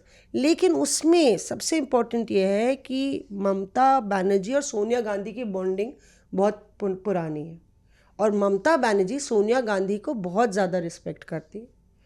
और शायद कोई ऐसा होगा पॉलिटिकल फ्रेटर्निटी में कि अगर दीदी डिसाइड करें कि हम नहीं बोलेगा तो उनको बुलवा लें। और ऐसा हुआ था इंडिया ब्लॉक की एक मीटिंग में, जहाँ पे दिल्ली में मीटिंग थी, ममता का पारा चढ़ा हुआ था ममता दीदी का, और येचुरी लगातार राहुल गांधी के कान में खुसफुसा रहे थे। तो ममता बनर्जी ने बोला from my side, from our party, Rahul Gandhi बचे थे, ममता बनर्जी बची थी बोलने के लिए, from our party, Abhishek Banerjee भी बैठे थे, डेरिक ओब्रायन विल स्पीक। अरे सारे दिग्गज पार्टी सुप्रीमोज बैठे हैं, ममता बनर्जी ने बोला मैं नहीं बोलूंगी, डेरिक ओब्रायन विल स्पीक। अपने अंगद को भेजा। डेरिक भी चौंक गए, मूड बदल गया, टेम्परेचर बदल गया, नीतीश कुमार अलबल कुछ बोले वो तो टेम्परेचर बदल गया, काफ़ी कहा सुनी हुई थी उसमें, डांट वाट लगा दी थी नीतीश कुमार। तब सोनिया गांधी ने बोला but Mamata I would like you to say a few words as well. और तब because I have deep respect for Sonia Gandhi I shall say a few words because madam Sonia Gandhi has said. तो भैया कुछ भी हो सकता है, मुर्शिदाबाद और मामू पार्टी ये जो बॉन्डिंग है वो ज़्यादा तगड़ी है। हाँ, इनफैक्ट इससे ध्यान आया, पता है यूपी में समाजवादी पार्टी का कैंपेन कौन मैनेज करने वाला है? कौन? आईपैक। और वो कहाँ फाइनलाइज हुआ? अच्छा, कलकत्ता में फाइनलाइज हुआ। अखिलेश यादव जब कलकत्ता बंगाल गए थे, ममता दीदी से मिले थे उसी टाइम पे, क्योंकि उस वक्त एक और कंपनी है जो किसी और राज्य में कॉम्पिटिटर है आईपैक की, पैरेलली दोनों की बिडिंग का मामला चल रहा था, असेसमेंट का मामला चल रहा था। कॉन्क्रीट डील जो है बंगाल में डिटेल्ड अखिलेश यादव की बात हुई थी और अब आईपैक हैंडल कर रही है। लार्जली समाजवादी पार्टी का जो कैंपेन है 27 का वो आईपैक चलाएगी। तो इतना ज़्यादा मतलब पारिवारिक रिश्ते इतने स्ट्रांग रहते हैं कई बार आपके पर्सनल बॉन्ड की, कई सारे प्रोफेशनल काम जो फंसे रहते हैं वो उसी बीच में निकल जाते हैं। इसमें ना ये जो तुमने अखिलेश यादव की बात करना, एक छोटा किस्सा सुनाती हूँ। तो हमने वो एक वीडियो फोटो देखी है इस बार आपने कि अखिलेश यादव ने एलपीजी का कार्डबोर्ड उठा लिया था जब ये सांसद सब वो कर रहे थे, विरोध कर रहे थे। तो अखिलेश यादव, क्योंकि कांग्रेस पार्टी, समाजवादी, टीएमसी, सबका जो ऑफिस है वो पुरानी बिल्डिंग में, सब चल के आते हैं सुबह मकर द्वार से ऊपर जाते हैं। तो ये सारे सांसद बैठे हैं यहाँ पे अपने मकर द्वार पे, जब रिवोक होने से पहले उस दिन ये सिलेंडर का कटआउट भी लेके आए थे। तो अखिलेश यादव उतरे, उनके साथ धर्मेंद्र यादव थे, 2-3 सांसद और थे। आधे रास्ते तक पहुंचे तो उन्हें सामने सिलेंडर दिखा, तो बोलते हैं कि आइए सिलेंडर वालों के पास चलते हैं।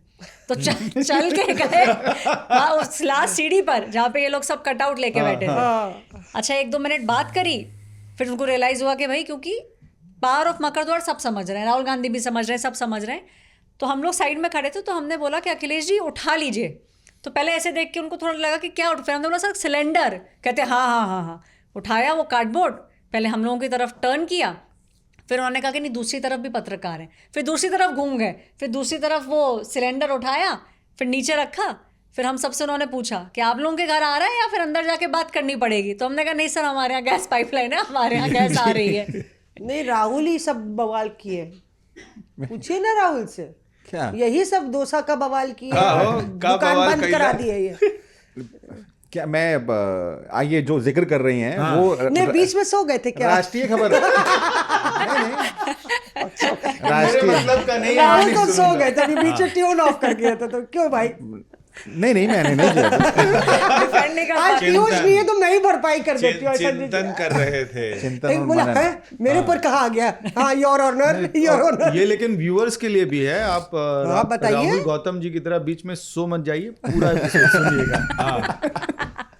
पहली बात तो ये है कि भाई ऐसा है। डोसा पार्टी का क्या हुआ? कर रहे हैं भाई, हमारे राहुल आरजी सो गए डोसा ना। पार्टी का क्या हुआ? नहीं वो अब क्या है ना, चर्चा उस तरफ बंगाल चले हाँ गए। बंगाल चले जहाँ गए। आपका है। नहीं, ये इतना धो चुका है कांग्रेस पार्टी को आज। भाई, आज तो मैं सच में बहुत भाई, धो रहा ऐसा है। है कि जब इसके मन का नहीं होता तो उधर फ्लाइंग किस नहीं जाता है। नहीं, क्या जो आप जिक्र कर रहे थे, एलपीजी का जिक्र कर रही हाँ, थी। मैंने कहा एलपीजी से डर आ हाँ, जाता। तो मैंने राष्ट्रीय खबर बन गई वो कुछ एक मैंने उसको बोला एक बंदे को, यार मैंने कहा यार कुछ खाने के लिए भूख लग रही है। कहाँ थे ये तो ये बताओ। कांग्रेस दफ्तर की बात है ये। अच्छा। तो मैंने ये वहीं रहते हैं इसलिए ये बता नहीं रहे। तो कांग्रेस दफ्तर के अंदर मैंने किसी को कहा कि यार भूख लग रही है, कुछ मंगाया जाए। तो बोला यार डोसा तो नहीं है। तो मैंने कहा डोसा नहीं है, क्या दिक्कत है? तो फिर मैंने किसी को फ़ोन करके अंदर मैं पता किया, तो पता लगा सिलेंडर नहीं होने की वजह से डोसा और उत्तपम एआईसीसी हेडक्वार्टर्स में बनना बंद हो गया। तो मैंने जो है उसको ट्वीट कर दिया और खुद जाकर एक वहाँ पे वॉक थ्रू कर लिया। हाँ, और जो उसके कैंटीन मैनेजर थे वो पहले घबरा रहे थे बात करने के लिए। आमतौर पे अमूमन तौर पे लोग कैमरा देख के घबरा जाते हैं। तो उन्होंने कहा कि यार मैं बात करूं या नहीं करूं। तो फिर पीछे से किसी ने बोला अरे हमारी सरकार नहीं है, बीजेपी की सरकार है, बोलो जितना बोल रहा है। मतलब वो झिझक रहा था। तो बेसिकली उसको नहीं मालूम था कि अगर ये बोलेगा तो इससे कांग्रेस को नुकसान नहीं होगा। बिल्कुल। तो वो आए, उन्होंने पूरा बताया, मुझे पूरा दिखाया कि देखिए ये जो बड़ा वाला तवा होता है इसको ज़्यादा एनर्जी लगती है, ज़्यादा गैस लगती है, इसलिए हमने बंद किया हुआ है।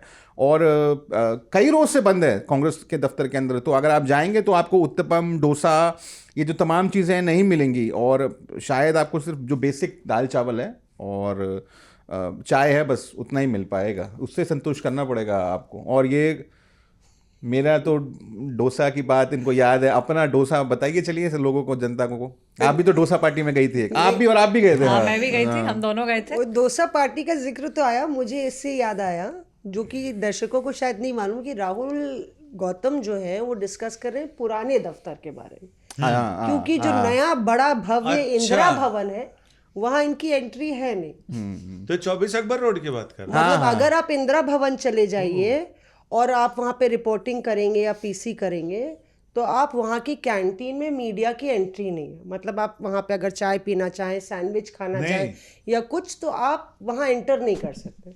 और एक बार हम गलती से एंटर कर गए थे, हमें कोई लेके गया था, तो हमको सेरेमोनियसली कहा गया कि यहाँ तो अलाउड नहीं है, अब आप कॉफ़ी पी रही हैं। मैंने कहा इस तरीके की क्या बात हो गई भाई, हम पे कर रहे हैं, हम पे कर रहे हैं। अच्छा दूसरा, अगर आप वहाँ जाते हैं और आप किसी से बोलते हैं, नेता से बोलते हैं मीडिया रूम में कि हमें सैंडविच मंगा दीजिए, भाई आप खुद अपना पे करना चाहते हैं ना, वहाँ वेटर तो बैठा नहीं हुआ है, आप खुद पे करना चाहते हैं, आप खुद अपना। पर वहाँ पे इंदिरा भवन के लिए तो एक ज़मीनी कार्यकर्ता ने बोला जो AICC के पुराने दफ्तर में, और वो 40 साल से केसरी राम त्रिपाठी के टाइम से वो वहाँ पे है, उन्होंने बोला कि मैं एक बारी वहाँ की कालीन पे खड़ा हो गया था मौसमी जी, नए दफ्तर की मीडिया रूम वहाँ पे जहाँ पे कॉन्फ्रेंस रूम है, तो मुझे वहाँ पे आके बोलते हैं ये कालीन से हट जाओ, कालीन गंदी हो जाएगी। तो वो बोलते हैं कि इस तरीके का दौर आ गया है, अब तो मैं कभी उस भव्य इंदिरा भवन में नहीं जाता जब ज़मीन के कार्यकर्ता को पहचानते नहीं हैं और बोले हमारे जाने से वहाँ कालीन गंदी हो जाती। तो ये भी एक कहानी है। ये देखिए आप, इनको डोसा खाने को इंदिरा भवन में नहीं मिला है अभी, डोसा ये AICC में मुख्यालय 24 अकबर रोड की मैं बात कर रहा हूं। रोड में खा रहे हैं। वहाँ पे PNG कनेक्शन करवा दीजिए, सरकार कह रही है अपने पुराने AICC में। अभी पिछले एक सरकार हफ्ते कह में रही है 1 लाख से हो ज्यादा जाएगा। लोगों ने PNG के लिए अप्लाई किया। अच्छा, कल बोला कि इंडक्शन ऐसे हैं कि वो कंपनियां कह रही हैं कि हम बना नहीं पा रहे हैं, क्योंकि जो 3 महीने में जितना बिकने वाला था 10 दिन में बिक गया सारा इंडक्शन। और बाकी जो डोसा खाने की बात है संजय जी, तो डोसा तो ऐश्वर्या भी खा रही थी। हमने बोला कि भाई dosa party versus mango party हो जाएगा, आप मैंगो पार्टी बेटर होती है कि डोसा पार्टी।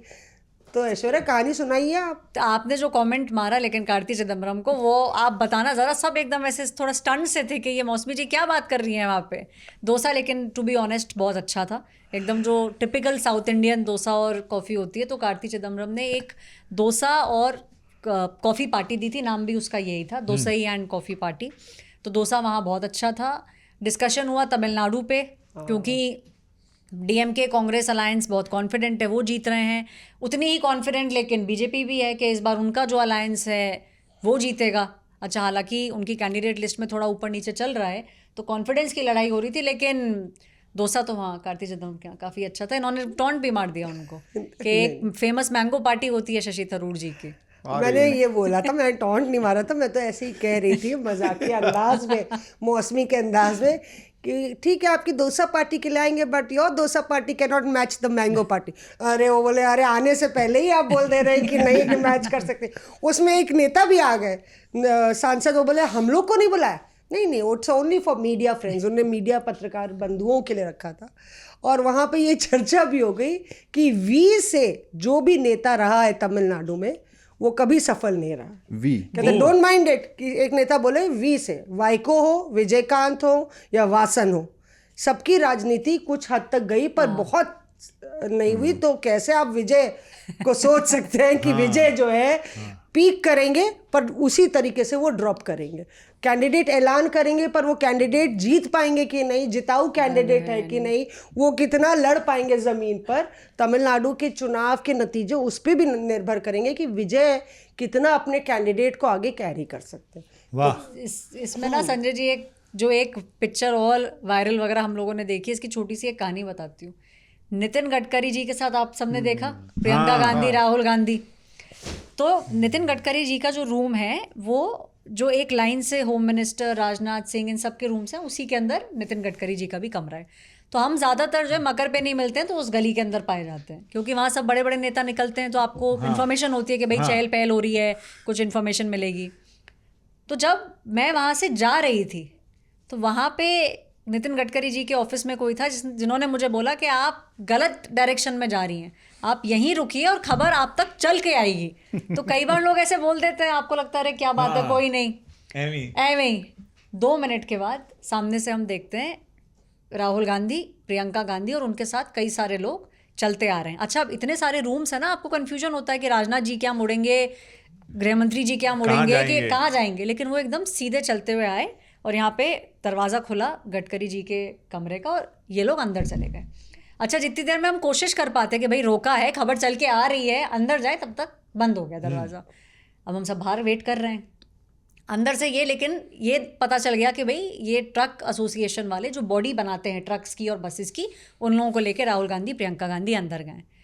अच्छा, 1 मिनट के बाद हम देख रहे हैं बाहर से पोहा आ रहा है।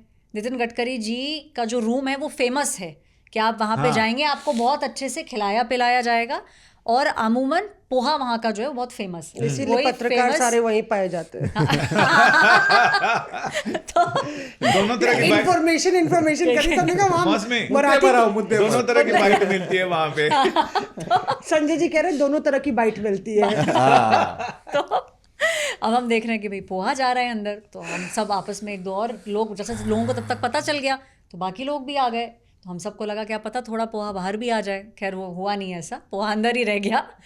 फिर हमने देखा कि 15-20 मिनट के बाद राहुल गांधी बाहर निकलते हैं। राहुल गांधी ने किसी से नहीं बात करी, वो एसोसिएशन वाले राहुल गांधी के साथ चले गए। लेकिन उनके पीछे प्रियंका गांधी आई, प्रियंका गांधी रुकी, तो सबने उनसे पूछा कि मैम व्हाट हैपेंड। तो प्रियंका गांधी ने बोला कि नितिन गडकरी जी ने हमें ये कहा है कि जो हम लोगों की डिमांड थी, जो इन लोगों की बात थी, उस पर ध्यान दिया जाएगा और कोशिश ये की जाएगी कि जो ये मैन्युफैक्चरर्स हैं इनको किसी तरीके का रिलीफ मिले। लेकिन अंदर नितिन गडकरी जी ने ये बोला राहुल गांधी को भी और मैन्युफैक्चरर्स को भी कि मैं तो पिछले 7 सालों से इन लोगों को बोल रहा हूँ कि इन लोगों को इस चीज़ का ध्यान देना चाहिए, ये लोग ध्यान नहीं दे रहे हैं, लेकिन अब आप लोग ये संज्ञान में मेरे लाएं तो इस पर कार्रवाई होगी। वाह। तो अब रिपोर्टर्स ऑफ एयर, समय हमारा घड़ी इशारा कर रही है विदा लेने का, लेकिन इससे पहले जब तक हम अपने श्रोताओं की, अपने दर्शकों की प्रतिक्रिया नहीं बता दें तब तक कार्यक्रम पूर्णाहुति की ओर नहीं बढ़ता है। तो अब मैं लगे हाथ ये बताता हूं कि हमारे दर्शकों ने क्या क्या लिखा है तारीफ में, या उनको कहाँ कहाँ चीज़ें नागवार गुजरी हैं, उसके बारे में हमारी आलोचना के लिए भी। यश बजाज लिखते हैं, I am a very valuable appreciator of our show. उन्होंने जो शब्द यूज़ किया है वो टच करने वाला है, योर शो नहीं, our show, kidney touch. But I am not happy with this episode. I am a very prominent citizen in Surat, Gujarat. We discuss your show at our Sunday friends meeting. मतलब Saturday सुन के thank you. हाँ, Saturday सुन के that's a Sunday को वो- positive feedback. हाँ। अशोक शर्मा लिखते हैं कि आपके प्रसारण में कांव कांव की आवाज़ बहुत आती है। ये आउटडोर का बताया होगा जब हम विजय चौक पे हम लोग करते नहीं देख रहे कोई हैं। आप सभी की मधुर आवाज़ों के बीच खटकती है। आप सभी के विवरण सुनकर आनंद आता है। बहुत बहुत बधाइयाँ। मेरी आवाज को मधुर कहने के लिए शुक्रिया। सुरेश जगानी लिखते हैं, ऐश्वर्या की सुंदरता, मौसमी की आवाज़, शिवानी की अदायगी, पीयूष का अल्हड़पन, जितेंद्र का गांभीर्य आपके शो को दर्शनीय बनाता है। बहुत सुंदर। Thank you. मीनल शुक्ला ने लिखा कि तारीफ की जगह लोगों के सवाल के जवाब देने चाहिए, क्योंकि अच्छा लगता है, तभी तो सब आपके शो का बेसब्री से इंतजार करते हैं। अजीत कुमार लिखते हैं, मीनल जी का सवाल क्या है? कमेंट नहीं, इन्होंने लिखा कि ऑब्जर्वेशन कमेंट और अब सवाल आएगा इसके बाद। अजीत कुमार ने लिखा है कि this group of journalists are not only beautiful people, their expression, narration and content are exemplary. Their podcast ties with you to the chair, hard to move away till they finish this wonderful podcast. God bless you all. आप दोनों भी beautiful हो वैसे। सुनील बिश्नोई ने लिखा है कि thank you नाम आज तो तक लिखा नहीं तो हम सुनील बिश्नोई ने लिखा है कि थैंक यू आज तक रेडियो टीम, ऐश्वर्या पालीवाल जी ब्रैकेट में। मैं फ्राइडे को बार बार यूट्यूब चेक करता हूँ RAO देखने के लिए। अच्छा, ROA की ROA।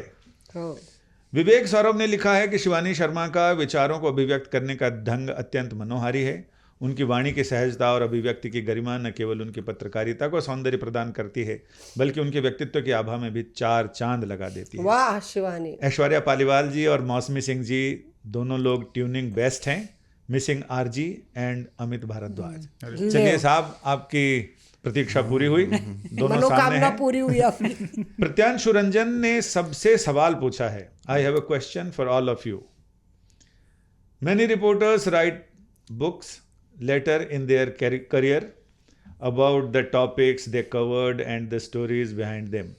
Do you also have any plan to write a book someday?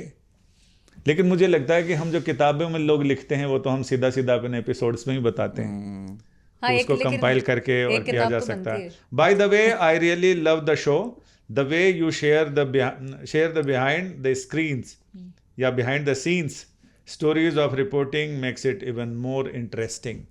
यानी ये सारी चीज़ें आपको इस एपिसोड में भी जो चीज़ें अच्छी लगी हों उसके बारे में बताइए, और आपके कोई टॉपिक्स हों, आपकी शिकायतें हों, आपकी आलोचना हो, वो भी हमारे सिर माथे, क्योंकि आलोचनाओं से सीखने को मिलता है।